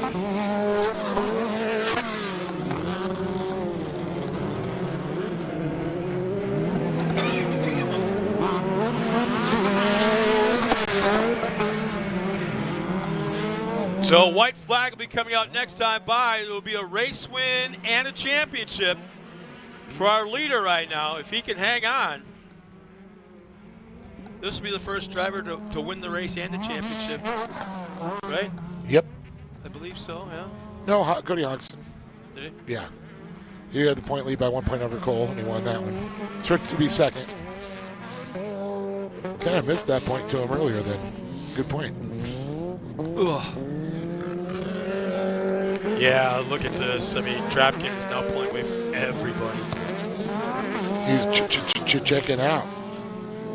White flags in hand, waving for one more lap of the 2022 season for Pro Buggy. And Adam's not watching? I haven't sponsor? seen him. He hasn't even chimed in. Yeah, where's that big O sponsorship of his? Please. He only charges them, twice as much as retail. Eh. Let's wait for it. Is he watching? Wait for it. I'm just kidding. Okay. Well, your boy's going to take the championship and the win, Adam. You're not watching. Just calling you out. He might be at the Cardinals game. Are they playing at home this weekend? One turn remaining for the young driver in that red line oil entry. Into that final corner, pointed at the checkered flag. Double checkers, waving in the air. Welcome, Zachary Drapkin, race winner and 2022 champion to the podium. First championship for that young man. I think he needs to wear that chocolate milk.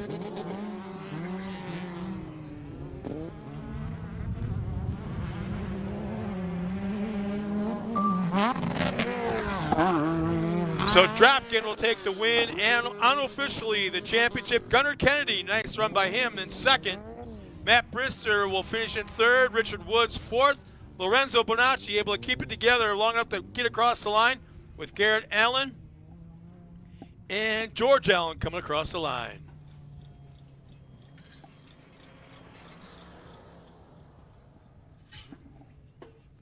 Actually, looks like George might need a little bit of help.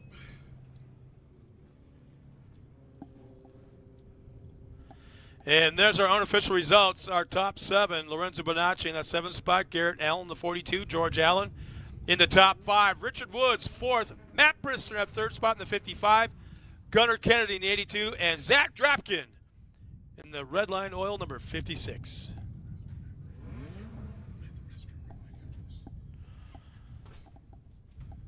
So let's go down trackside in just a moment with Dave Arnold and our top 3 finishers in our Pro Buggy division.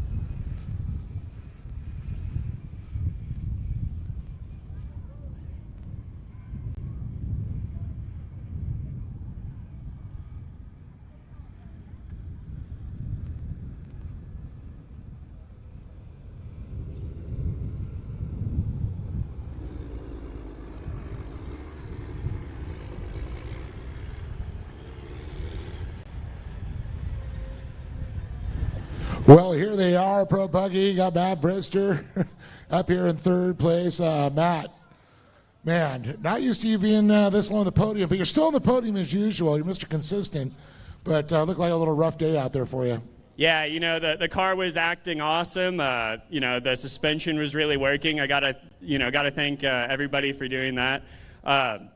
Wayne especially spent a lot of time with us to get that thing dialed. Those moguls after turn one are no joke. Zach told me on Friday he was flat-footing it, so I went to work trying to get it so I could flat-foot through there, and we got close. I was fighting a few other gremlins, but these guys are fast. Even if my car was 100%, it would have been a good battle the whole way around. So I got to give it up to Gunnar. Him and I haven't diced like that since we were fighting for a limited buggy championship. So it definitely was reminiscent for me.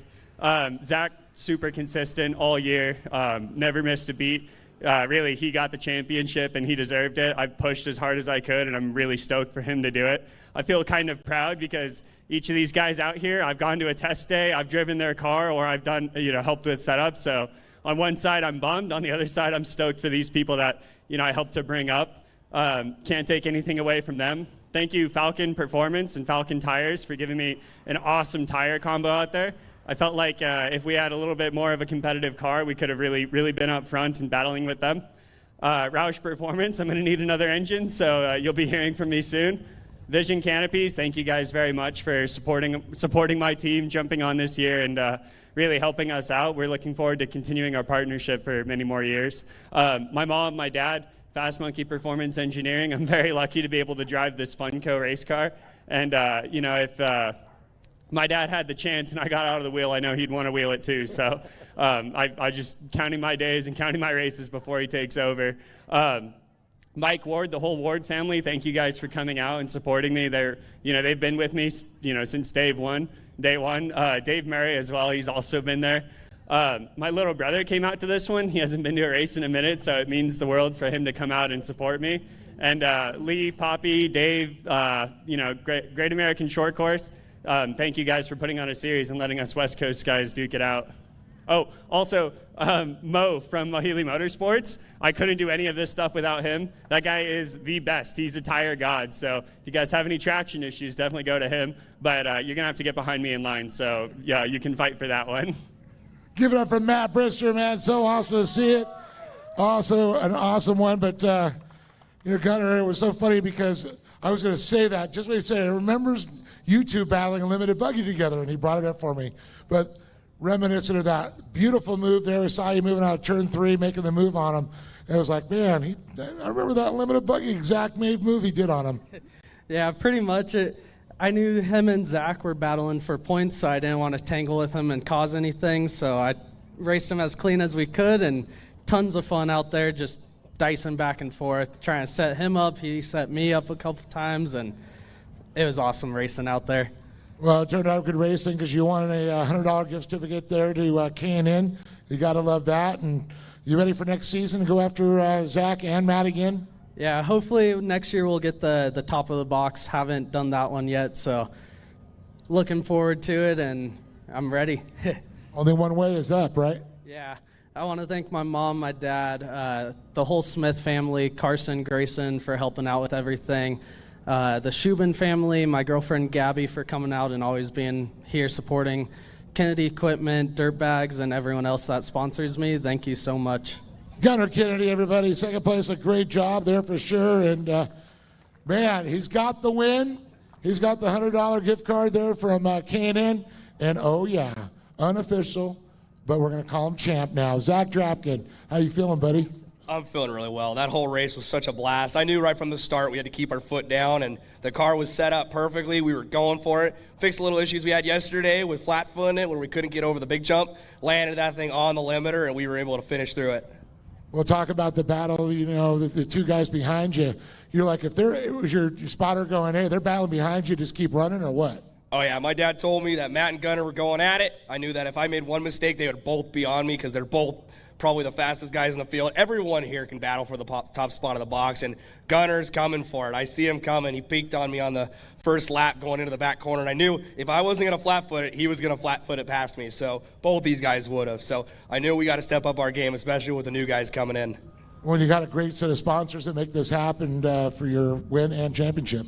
Oh, yeah, everybody that backs me. My whole team is so thoughtful. Everybody backs me. Redline Oil, Skydive Elsinore, Jared Weddle, Competitive Edge, built me a bullet for this season. Hope we're going to be ready for a yellow top next year as well. Adam Grinder at Big O Tires. Sparko for making me look good. Oh, geez. I'm always bad at this. Who else on the suit? Redline Oil, Signature Pellers. That's always. My mom, my dad, Jared, Corey, Chad, Jake, Jordan. Jordan's been wearing my sweater all weekend, even though it's double her size. So she's my little cheerleader this weekend. It's awesome having everybody out here. This whole family sport. Lee and Poppy put together a great series, and I'm just so glad to come out here next year. We're going to put on a great show starting at Hammer. So if you're ready, be there. We're coming for the top box again. Well, there he is, Zach Drapkin on top of the box, but one more time, get him for the monkey himself, Matt Brister with a great season, Gunnar Kennedy really coming into his own in Pro Buggy, and Zach Drapkin got the monkey off his back and took the championship away from him. So an awesome, 3 great drivers, 3 great guys, so great to see that. Couple more races to go, man, the Pro Lights and then the roar of the big bore, the Pro 2s to cap it all off. Thanks a lot, Dave. And once again, congratulations one final time to our top 3 finishers in the Pro Buggy division. And I think we're seeing some examples, some fantastic examples of the camaraderie between the drivers. And right now I'd have to say the Pro Buggy and the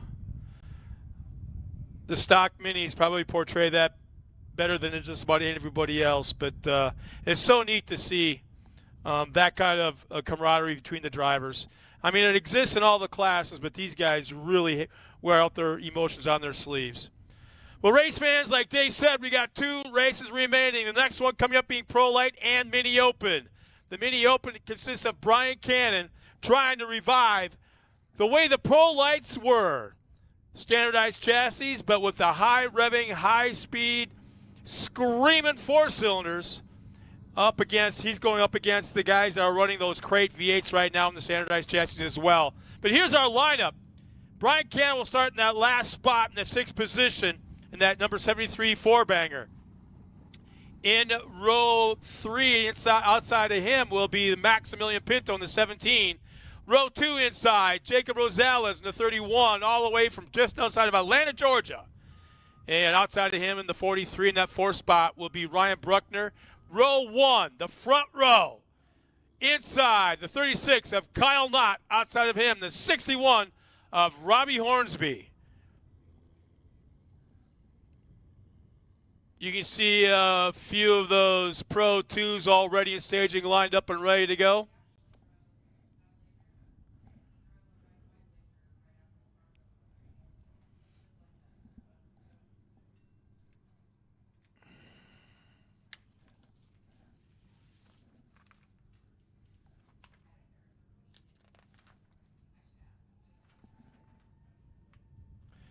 Little bit of a tight race also in the points championship hunt.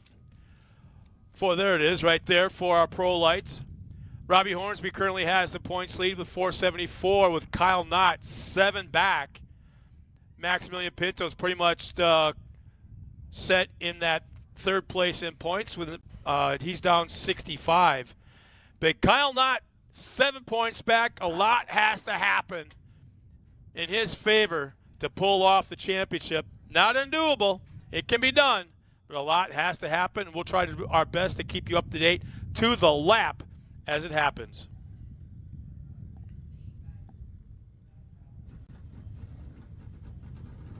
And it looks like our Pro Lights are now underway, making their way out trackside.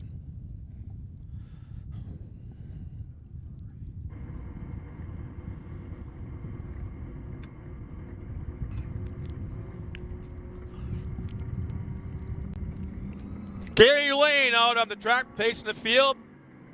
The number 36, Skyline Fabrication of Kyle Knott. Currently 2nd in points, chasing that championship, 7 points back. Robbie Hornsby, that 61, has that points lead. He has the 7 points on Knott.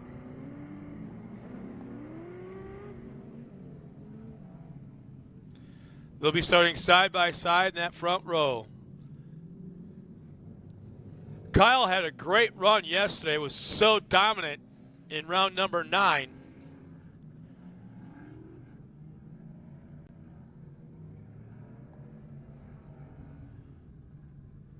Back on the outside of row number 3, that is the 4-cylinder Pro Light, I'll call it. I don't like calling it Mini Open. That's a 4-cylinder Pro Light. That is Brian Cannon. He's not afraid to mix it up with the rest of the boys, stick his nose in there. He won't take anybody out, or he'll try not to, but that's not saying he's going to go out there and try to be competitive, because he is.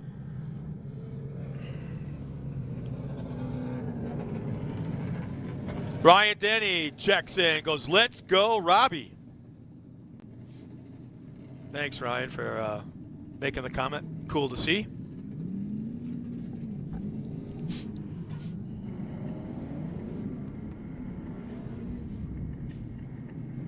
It's going to be interesting to see how these guys handle the first half of the race. That's going to be completely to the wood, aggressive, and making it happen. Or they're going to wait for the second half and see what plays out in the first half. So it looks like it's actually, looks like Kyle Knott is running the in-car rear bumper camera right now on that white and orange truck. Green flag is out. We're underway for the last round of racing of 2022. We're underway. The early lead goes to Kyle Knott running up front in that white and orange Nissan.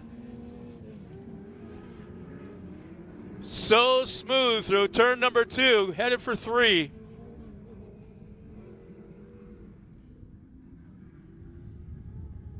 Man, enters that corner wide, way to the outside, ducks down to the inside.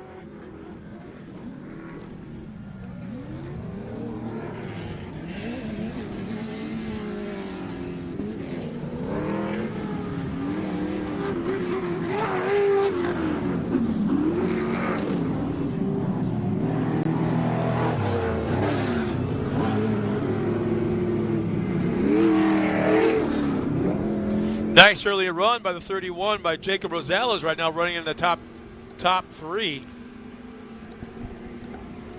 Man, he's come a long way just to run here at Victorville, California. Yeah, we've had him once before, and it's pretty cool to see him back again. Super nice young kid. Oh, yeah. Just really nice. I think it's what Mickey Thomas's area, the neck of the woods there. Yep. I'd love to see Mickey back out here one day again, too. Kind of surprised. Well, even with Crandall was, a month ago? Yep. Still kind of surprised he's not out here. Bring him one truck, why not 2? Yep. Well, our entire field right now, early on lap number 2, equally gapped out all the way back, as it looks like Kyle Knott currently is controlling the field. Yeah, Kyle, great driver. Watched him grow up through the sport, and just so awesome to see him and his family out here all the time.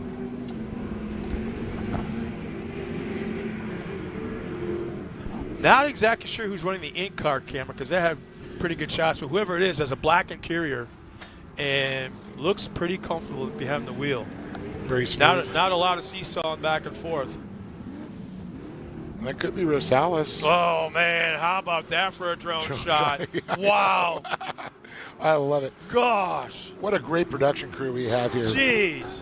Hammer King Productions, Take It Live, and I believe Cam guys are always just killing it.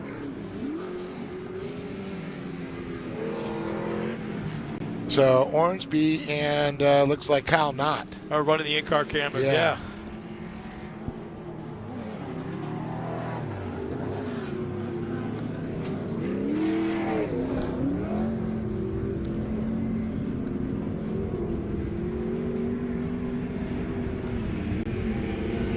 So I'm kind of guessing right now that Brian Cannon, right now running in the top 5 overall, is pretty much just is decided to.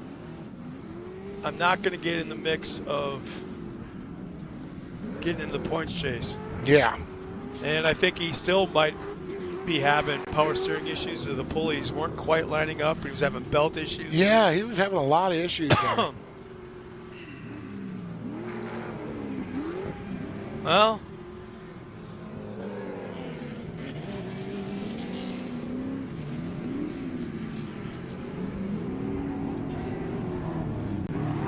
Well, it looks like Robbie's not going anywhere. He's gained up, made up that gap a little bit. Now about 4 car lengths. There's Maximilian Pinto there. Whoa, he made a dive bomb, moved to the inside, over-rotated, had to check up. And now it's back to having about a 10 car length gap up to the lead. Yeah, Kyle Dott's going to need a couple drivers between him and Robbie Ormsby for the championship there. Ormsby just pretty much stay where he's at. He's got this championship locked up, but Kyle Knott, what a great performance. Whoa, man! Uh-oh. I saw it happening. Looks like, is that Rosales? Yeah. Yep, it is. That's Rosales. He went into the infield right-hand turn. He went through, it looks like 3/4 of the turn up on 2 wheels. He had it balanced. He looked like one of those SST trucks out there on a road course. Purposely having fun. doing it. Yeah. And then at the last second, just couldn't hang on. But, man, he went probably a good 100, 120 feet up on 2 wheels. It looked like it was just kind of that slow rollover. And just on his door. Yeah, there's no reason I can't help but think that he wouldn't be able to fire that thing back up and get underway. But once that thing comes back down on 4, he might want to let it sit for a little bit before. Oil. Yeah, before he fires it up. All that oil goes up into that valve cover area. It'll still be smoking when he fires it up if he's able to. But that was a quick over. Abe Gonzalez and his Jeep there just made it happen real quick. What a great guy Abe is. I wouldn't be standing too close. There we go. There's the smoke. Oh, that ain't so bad. No. Just goes to and he's actually able to get back out on the lead lap. He's like, yeah, buddy. Wow. So will this be the Campiello? Count as the Campiello also. Well, it is? Yeah, yep. it will be. I'm looking at so Poppy right now. it. Yeah. She just started her head. With them, we're a lap or 2 of that comp. Gosh, and they usually. You never know until you get it confirmed with. Yeah. So the powers that be. Uh-huh. But nice job by the track crew and a great job actually by Rosales as well, getting back out in the lead lap. Or is he pulling off? Oh, no. Is he just cutting the course a little bit to catch up?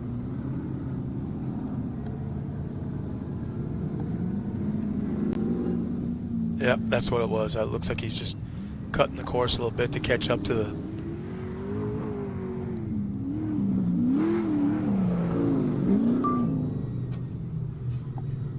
So we could be going back to green right here. They're all there. Yep. We're going right back to green right away. How about that? That is the fastest caution we've ever had. No, that was the fastest caution of a rollover. Yeah. Knott, Hornsby, Pinto, Bruckner, Rosales, and Cannon. Oh, no Cannon. Sorry. Reading the list. Oh, did he pull off too? He pulled off. Oh, I missed that. Must have blown another belt. There's something crazy going on there. It's got like a warp pulley or a shaft. Something that keeps it throwing. Well, he says something happens when he goes full lock left or right. He actually put tape on the steering wheel. So he won't go full either way, so he knows where it's at. Oh, how about this? Here comes Hornsby to the inside of Knott.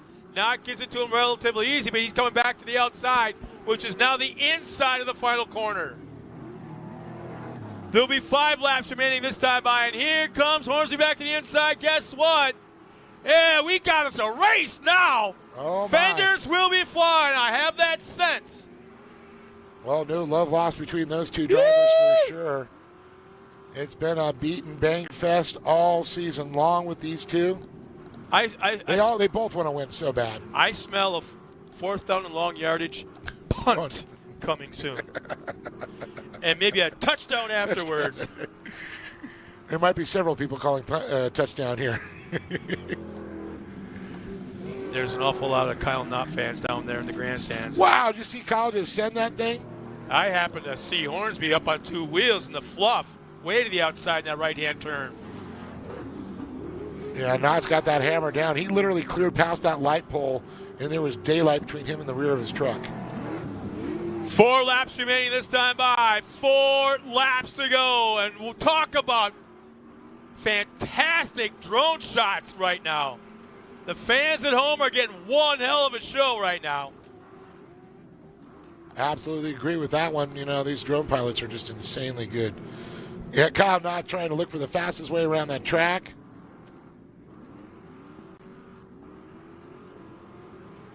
Boy, oh boy, I tell you, Hornsby's running a great race right now, and it's not like Kyle Knott's able to throw out the treble hook and reel him back in. As there's going to be 3. Oh, there it is! Kyle Knott gets up on 2 wheels, corrects it, saves it, but then flips it, barrel rolls the other way, lands back up on all 4, and how about this? He's not going to lose a spot. He will not lose position. The gap to the lead is huge. Well, look at this. Rosales now trying to show him a little fender. But I can't believe he never lost. That's right up there with Adrian Cheney climbing the fence at Prim years ago. Yep. Unbelievable driving skills by Kyle Knott right there. As there will be 2 laps remaining. This time by for our leader, Hornsby. Okay, Robbie, you need to take a breather. Look around you. Look to your right about now. There's second place. You know, I don't want you to downshift at all, but you don't need to be blowing tires off the wheel or anything like that. Well, 2 laps to go as he goes by this guy, Hornsby. Barring any caution flags, it could be a run all the way to the checkered flag for him. Would lock up the championship for Hornsby. Knott would come in second. The only thing that would cause Knott to lose Hornsby to lose the championship is if he dropped out right now. That's it. That's true. That's the only thing. And there's been crazier things that happen. And he's still sending it. Holy smokes. Yeah, he's not backing off. Man, we need to put like footage markers like Park River does. 100 foot, 150 foot. We used to have that at Elsinore, and I think in Chandler too. But here comes the white flag. Here comes our leader. 1 lap remaining for Robbie Hornsby. And what is possibly the 2022 Pro Light Championship.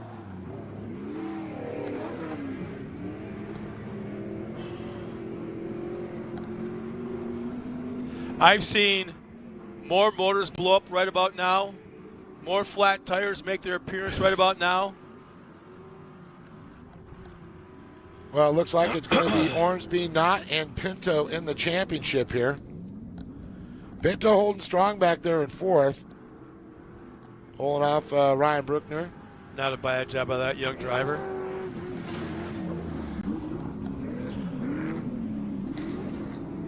One turn remaining. Down the front stretch. Checkered flag is waving.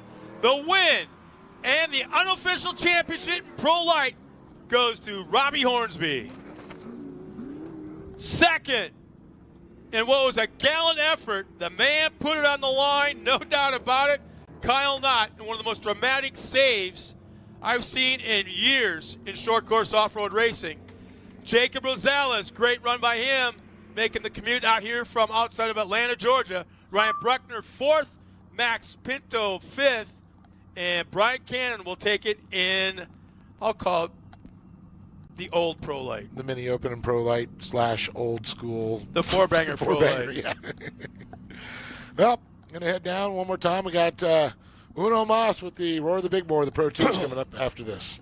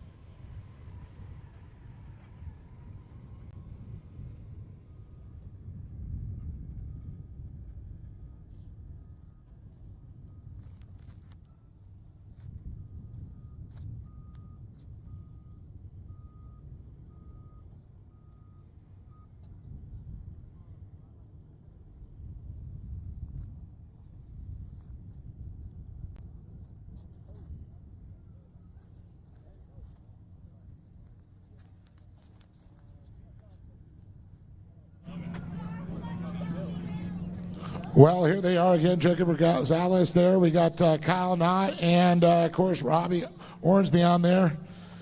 Well, looked like a perfect race until a little bit of a bicycle, almost save, and then parked it on the door. Yeah, I thought I was going to bring it back over, but it was slowly rolling on myself. I tried to give it some gas, but no, it just took me over. Luckily, nothing broke on this wreck. For the first time I've wrecked and nothing broke, but overall, good day, coming back to third. I think you just broke the record for the fastest rollover caution. And back running again. Yeah, luckily they let me cut the track, so I busted like a little quick 180 and got back to everybody, so it wasn't that bad. Well, I know you were there first round. I think the last round you were with us in this one. You having fun out here at Gas? I am having a great time, especially with guys like these that are pretty quick in the class, and it's good competition, and it's fun to come out here and race on the West Coast again. It's great to have you, and I know you probably got a lot of people to thank, and we want to thank you for making the trip out here. Thank you. I want to thank Maxxis Tires, Bilstein Suspension, Jersey Mike's, Mickey, Dave, and Joe to put me out here today. Give it up for Jacob Rosales coming right out of the straight. Was it just outside of Atlanta, I believe he comes. So it's great to see them coming out here. And Kyle Knott with an incredible run there. And unfortunately, a little bit of a bike there. But, Pro Light Racing, probably one of the more physical classes we ever see. Yeah, this class is always physical, and the only way to get around someone just to bash on them and go. But it is what it is, and it's racing. It's always fun out here competing with these guys. Track was amazing. Truck was hooked up. And I couldn't do it without my friends and family for coming out, my amazing girlfriend, my mom and dad, General Tire, Race Class Bodies, Maxima Racing Oil, Competitive Edge, Skyline Fabrication, King Shocks, AB Off the Grid for all the amazing food, AB Propane from Lake Havasu, supporting us with heaters to stay warm in this awesome weather we're having in Victorville. I couldn't do it without them. Thank you. Well, one of the things you got to say, I know what keeps your machine breathing, and that's K&N right there. So $100 gift certificate to K&N to help you out on that. Thank you, Kyle. Congratulations. Thank you. And the man of the hour, Robbie Ornsby. Well, you know what? You finish it off. You got to win. Check. Hello. Last race of the year and unofficial champion. Yes, sir. The track was amazing all week. I think Mother Nature helped it keep water in it. But thank you to Lee and the tractor guy. Tractor guy gave my kid a ride in the tractor last night, so I got to say thanks to them. But congrats to these guys. These guys picked it up a lot like this last weekend. They went to work, and they were fast. I went for a crossover. The gap was there, and I went to shoot it, and it closed, but I wasn't going to lift. So, I've seen a lot rougher racing in Pro Light than that, but it's short course racing, guys. It's part of it. But huge thank you to Paul Smith with Toyota Redlands.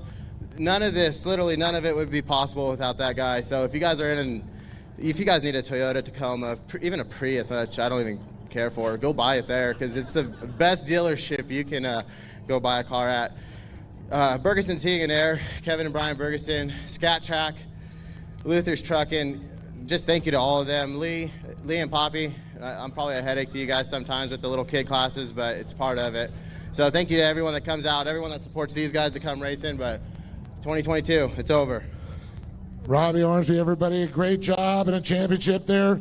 But a big round of applause one more time for Jacob Rosales. Kyle Knott, and on top of the box, the man of the hour, Robbie Ornsby, the champion there, a great one there.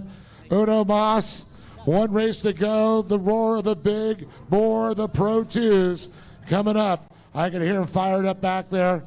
Scott, did you get a radio? Are we going to hear some cool stuff? Well, as a matter of fact, I have. I got the spotters radio of Troy Cox, and this is what's really cool about this sport is the fact that last night I had a chance to talk to him, and he was so confident. He really felt he had something for the guys today. Stopped by this morning, it was no different. And let's see if we can get a quick word with him back there in staging. Hey, Troy Cox, this is Scott Rain up in the booth. You copy? Yeah, copy. Well, man, first question for the fans that don't know, for the fans in the stands here and the ones that are watching us on the World Wide Web, what's the story of the name of your truck on the side of the doors?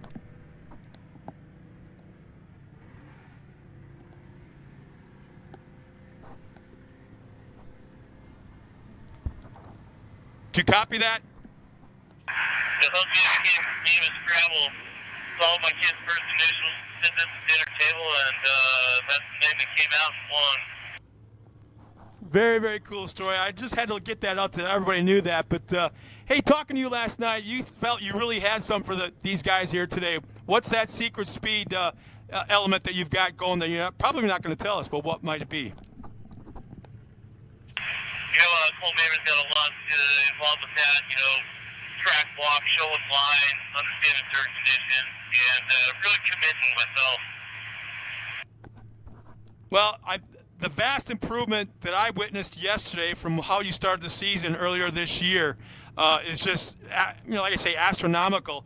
And you just attributed to wheel time, getting behind the wheel and getting some laps in. What can we expect from you today? What are your plans? What's your strategies? We're going for the win today. The whole stack, we're going to drive the heck out of this truck. Man on top of the box is the only thing we're shooting for. Well, Troy, time to put that game face on, man. Congratulations on a great season, and hope to see you up there in the box, bud. Copy that. Thank you.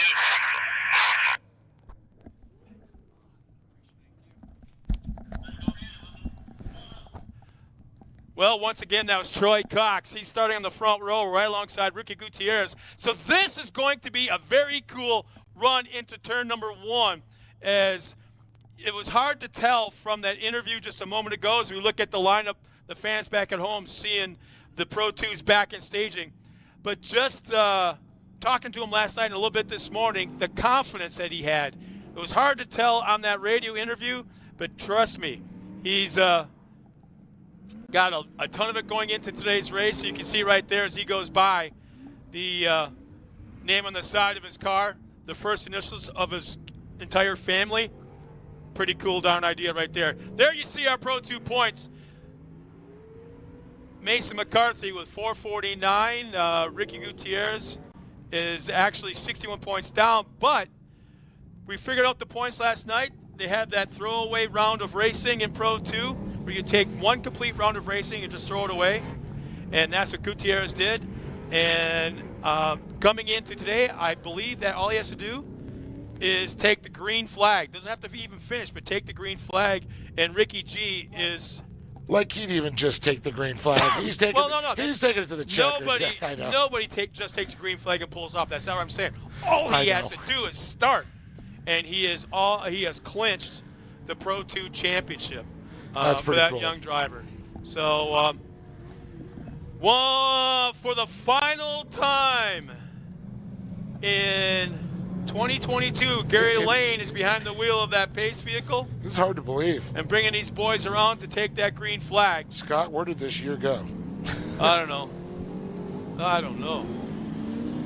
But I have never been so antsy for a start of a race as I have right now between these two drivers. Oh, I know. Johnny and Troy and also Ricky. Well, and then you throw in Mason. Yeah. And if you wouldn't have that flat he's a tire. loose cannon. Yeah, if he didn't have a flat tire, he would have been up there throwing elbows with the boys. He's a loose cannon, but I love watching that truck and how it handles. Just the weight transfer, and I tell you, he's a future star in this sport, no doubt about it, Mason McCarthy. And let's see.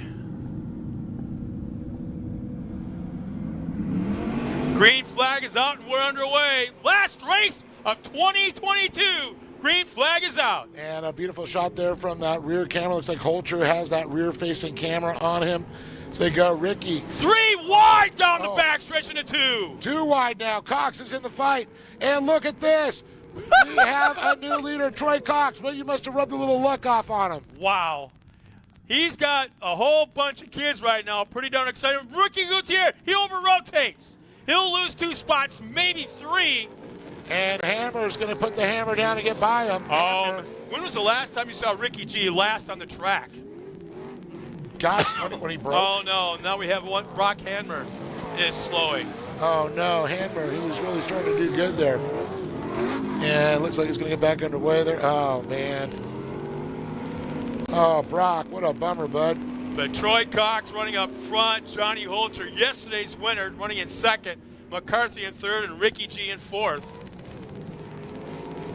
Well, with all that going on, keep your eye on the tires, keep your eye on the suspension parts. Whoa. Did you just see him rotate that in the air? Johnny Holter? Yeah, he likes doing that stuff. Remember what Kyle LeDuc would do. So McCarthy looks like he's going a little bit wide. Now, I think this is where experience comes in. Not saying that McCarthy doesn't have it, but he's He doesn't have the track time, the wheel time that Ricky G has. Oh, Ricky's been putting a lot of it in. But man, oh man, Troy Cox. And the drone shots, oh my gosh. Absolutely outstanding job by our production crew. They'd kill it every time. Here's Leanne Gonzalez. She checks in not only this morning, but right now goes, go Ricky G. I believe, if I remember right, that's his cousin when she was here yesterday. Nice.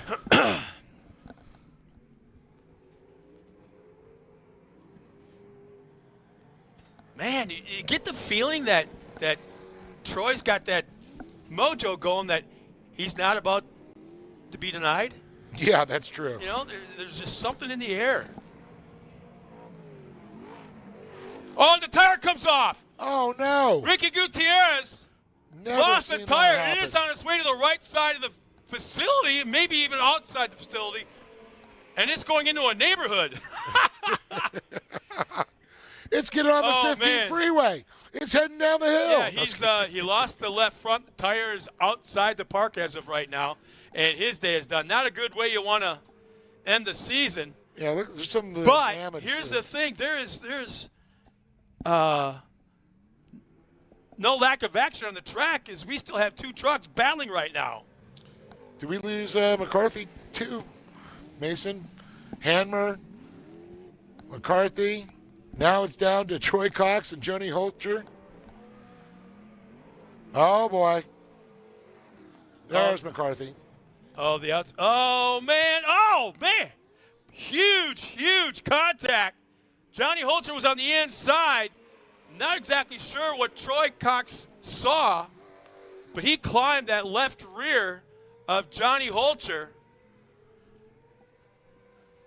And I wonder if there's I don't damage to see those the two yellow trucks. flag. And now there's damage to Holcher. There's no yellow flag, so I thought it was comp yellow at first, but both those trucks pull off the track. Johnny Holter's come to a stop. Troy Cox is headed, it looks like maybe to the hot pits.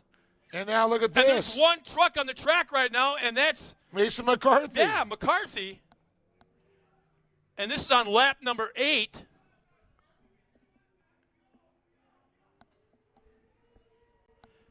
McCarthy's all by himself. There's nobody else out on the track.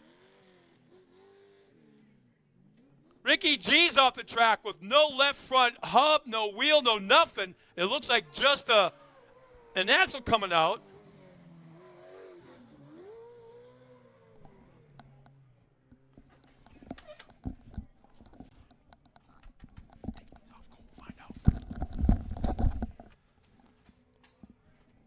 So there's the yellow. It's finally come out.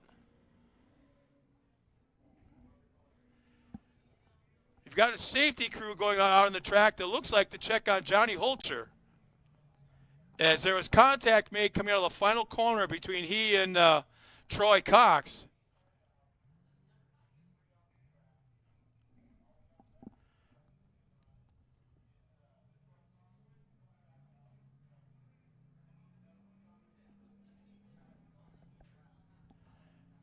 It was fairly significant contact with Troy Cox. It looks like he's back on the track now.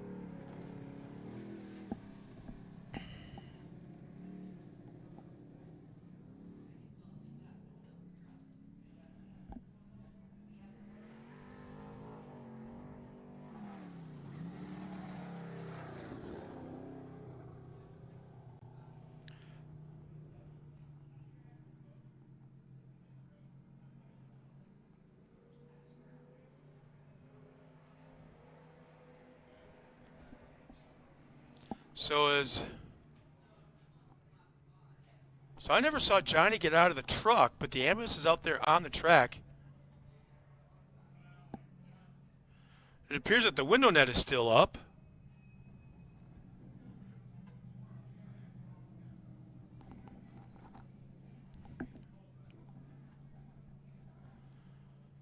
So you see in the backstretch, Johnny, he is still in the truck. Window net is up. I can see the flash of, or the reflection from the visor on his helmet in the sun. So right now I think they're out there for Ricky G.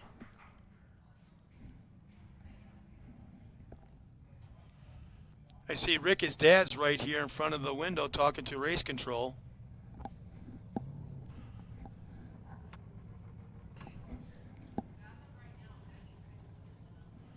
So that was one loaded lap of action. As now it looks like, has McCarthy pulled off the track, possibly into the hot pits, as Troy Cox is the only truck on the track. Oh, I hear an engine somewhere coming out, hopefully. And it's McCarthy.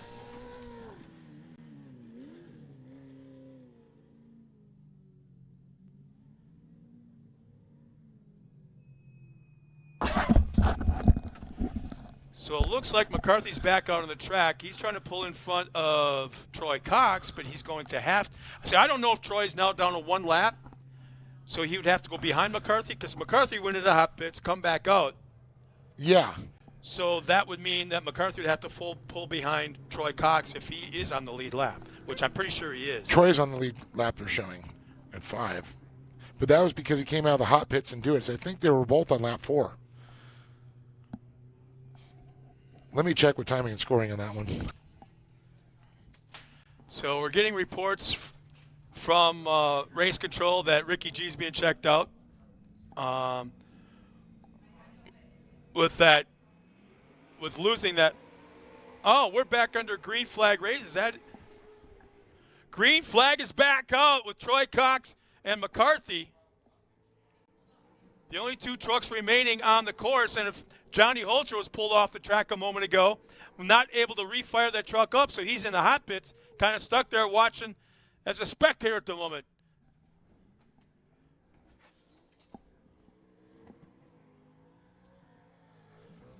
So we're just past the halfway point. And, man, this is lap 6, but lap 8 I think it was. What a crazy boatload of action all over the place. So they're showing Troy Cox on the lead lap. They're showing McCarthy down 1 lap there. So they'll get that figured out there. But I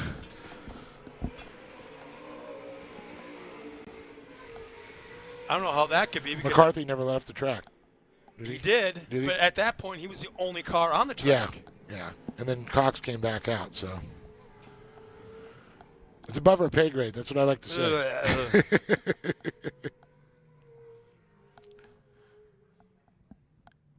Man, I'm telling you, Mason's not giving it in. Oh, no. He's a never give up, never surrender.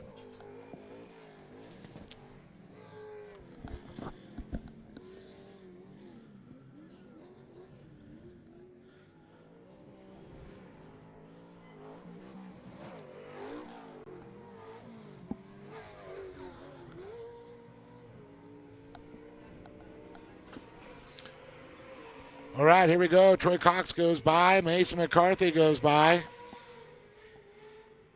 I've never looked at timing and scoring before where I look at the lineup as they're on the track racing. I see 1 truck on the lead lap and the rest of the field at least 1 lap down. I've never seen that before. But I tell you, I guess this opens up our eyes. Yeah. Absolutely. This is one hell of a way to end the season. But going into 2023, when Troy Cox says something, and he's got that stealth expression, that mood, if you want to call it, Black Ops kind of thing hanging around him a little bit, you better take him seriously, when he makes those kind of comments and he's feeling pretty good. Well, 3 laps to go for Troy Cox. And he's not letting up. He's not Sunday driving it. No, nor is McCarthy. That kid has a lot of talent, watching him over the last couple of years. And, Troy, it's like all of a sudden this weekend there's a switch that, got turned on. Like I said, when I talked to him just a moment ago during that pre-race interview, the difference in his driving style, his skill from earlier this season to now, completely different. Yeah, I agree. Completely different. Even this season watching at Champ Off-Road, big difference there too. It's like you can struggle, then all of a sudden you got it figured out. oh, you got it. It's kind of like riding a bike. Click. You dump it, you lose it, you dump it, you lose it, and all of a sudden you find that balance point and you go, this ain't so bad. I think that's what we got with McCarthy. White flag should be coming up next time around for our leader, Troy Cox.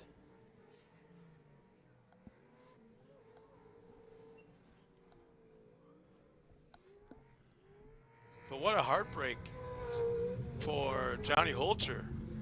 Tows all the way from north of Green Bay. Yeah, wins yesterday. Kills it yesterday. And has this happen today. Again, the drones are at it. Man, oh man, what a great footage that the fans at home are getting. Well, who's going to win the one? Who's got the best jump left at the end of this race? That's for sure. Oh. White flag's in hand, and it's waving.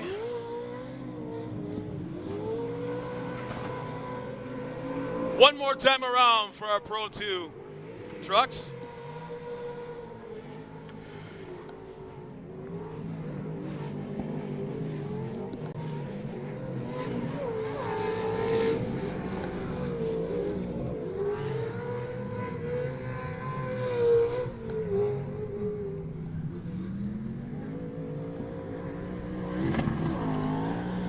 Good for Troy Cox.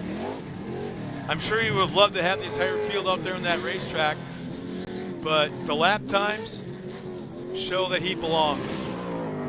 His best lap was on lap 7 with a 49.53. And man, only one other driver was underneath the 50-second mark.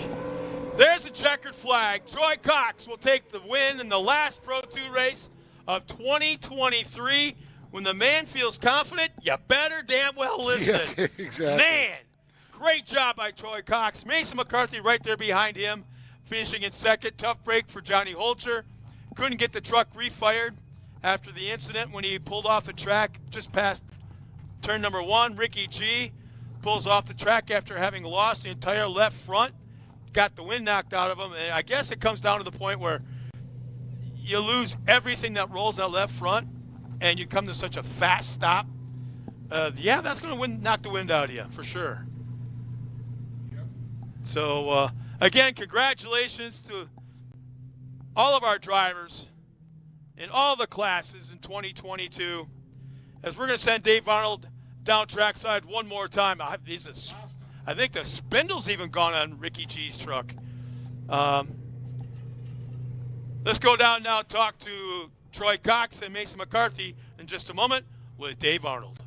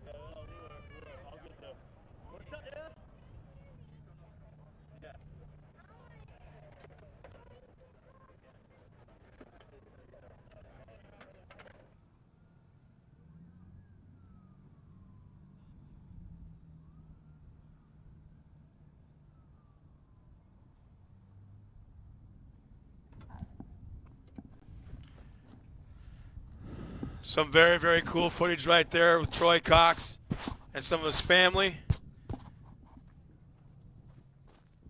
Got to say, though, that's been a long time coming, so congratulations to that entire team. And talk about driver improvement from the start of the season just in 1 year.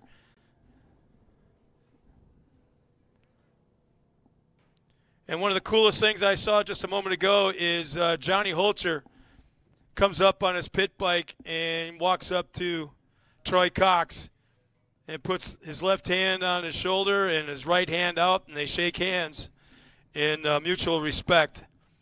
As it was contact made that was between Troy Cox and Johnny Holcher that forced Johnny Holcher out of the race. But as they make their way up to the podium. Well, yeah, I'm just going to wait for them to stand there so I know who to give the awards to.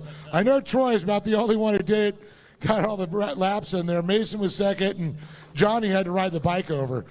It makes it easier. I don't have to reach up as high when you're on top anyways. So Johnny Holcher, what a crazy race. I don't think that we were about ready to give the award to the ambulance that went out there. We weren't sure if anybody was going to finish. So what was going on? What happened? I don't know. The first lap was crazy. Me, Troy, Mason, Ricky, we were all battling and just made it out in a second. I was trying to catch Troy, and me and him were battling, and truck broke. So, but, you know, it's racing. It's not called winning, and that's why we're all here to work hard and keep trying to get on top of the box even when everything's against you. But I'm not sure what happened with Ricky. Hopefully he's all okay, but yeah. Yeah, crazy race for sure, though. I mean, your debut of the Pro 2 out here, second win one of those, so it's got to feel good there. Are we going to see you at round one, King of the Hammers, maybe? Well, we're going to cut the whole back of the truck off now, but we're going to try our best to get out there, and if we're not in the Pro 2, we'll for sure be there in the Pro Light. So, but I'd like to thank all my sponsors, Yokohama Tires, HBI, Procar, Sparco, Impact, Renard's Cheese, 5G, and my family, my mom and dad, my grandma and grandpa, my whole crew for working so hard all weekend. Deegan, Louie, Matt, Trevor, Visser, everyone. Thank you so much. Give it up to this young man coming all the way out from Wisconsin there. Johnny Holcher, third place. Gonna move it on over here to Mason McCarthy. And man, we were kind of waiting for like a repeat of yesterday, but this time you're gonna have all your tires. So we're gonna see 4 guys battling. And then all of a sudden, okay, Mason's left. No, where'd Mason left? Troy's left. Where'd Troy go? Now Troy's back. Mason's back.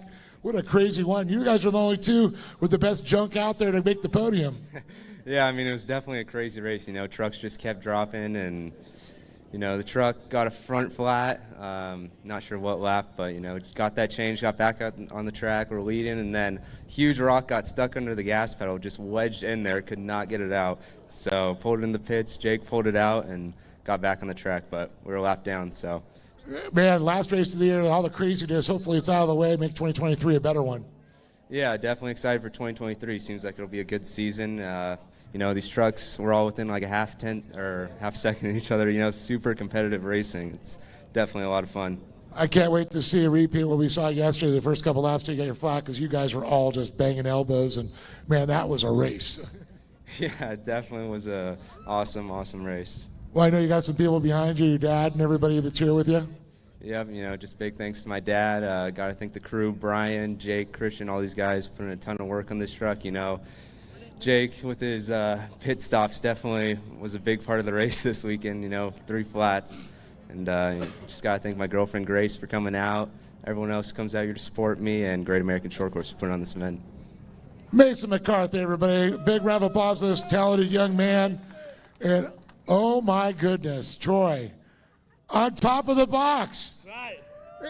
Now I heard Scott interviewing beforehand. You're like, I got this. You know, he's just getting cocky. He's just talking smack. You know, you think he's all bad after yesterday's. Where did that come from? Is all I got to say, because you were out there showing him some fast moves. You know, after yesterday, you know, it was a huge confidence boost knowing that we were right there with the pack, and needing that going into this race. You know, it was either top of the box or bust. So I was going for it today for sure. Well, it definitely worked out. You know, you guys, it was like you were the only one last on the lead lap, I think. Yeah, that was a wild race for sure. You know, me and Ricky were together door to door through turn 1, 2 there, and then I got by him. I don't know what happened to Ricky, but next thing you know, last turn, Holzer jumps out in front of me, and I wasn't expecting that. I saw him sliding high, so I started to duck low, and he came in, and we hit. I think that's when I lost a tire, but, you know, got to the pits, crew in there, took care of it, got us back out on the lead lap. Here we are. Well, an awesome job, and I know you got some people to thank for it. of course, all my crew, Marin Motorsports, Cole, Steve, Brian, my family, my mom and dad, all my kids. Thank you guys so much. Obviously, Falcon Tire has been supporting me. Pro Power, LC Engineering, DJ Scheffler and I, and of course the Hell Jam family. Oh, definitely Mo for cutting the Falcon tires. He does the best job in business. There he is, Troy Cox, but big round of applause for Johnny Ultra for coming all the way out, racing with us again. Mason McCarthy with a fabulous performance out there this weekend, and Troy Cox, well, he got the monkey off his back, and he stands tall on top of the box here in Pro 2. Well, I got to say, Scott, what an incredible season of racing. A lot of drama, a lot of great racing this weekend we saw. But we're going to crown some champions later, and I know that people are going to be able to watch, but it won't be live. Well, Dave, I got to tell you, man, it's been a pleasure working with you all season long. It's been great to see the different drivers come from all different corners of this country this season. And a lot of local guys have really stepped up their program. And I think the performance that we saw today out of Troy Cox was probably a major eye-opener to what we're going to expect from this guy coming 2023. Anything less than what we saw today would be a complete letdown. Well, you know what? On behalf of the entire Great American Short Course staff, the track crew, who did a phenomenal job, Cowboy and all his guys, the Perfect family for providing us a place to race short course here in Southern California, the fans that have come out, the fans that have watched us on the internet, thank you so much. So on behalf of everybody involved, Dave Arnold and myself, thank you so much. We'll see you in, believe it or not, just a couple of months right down the road. King of the Hammers will be racing there. Yes, you heard it right. And keep watching us on Facebook, Instagram, and yes, even on YouTube for all updates leading into the next race season. Ladies and gentlemen, thank you so much for watching. We'll see you in 2023 at King of the Hammers.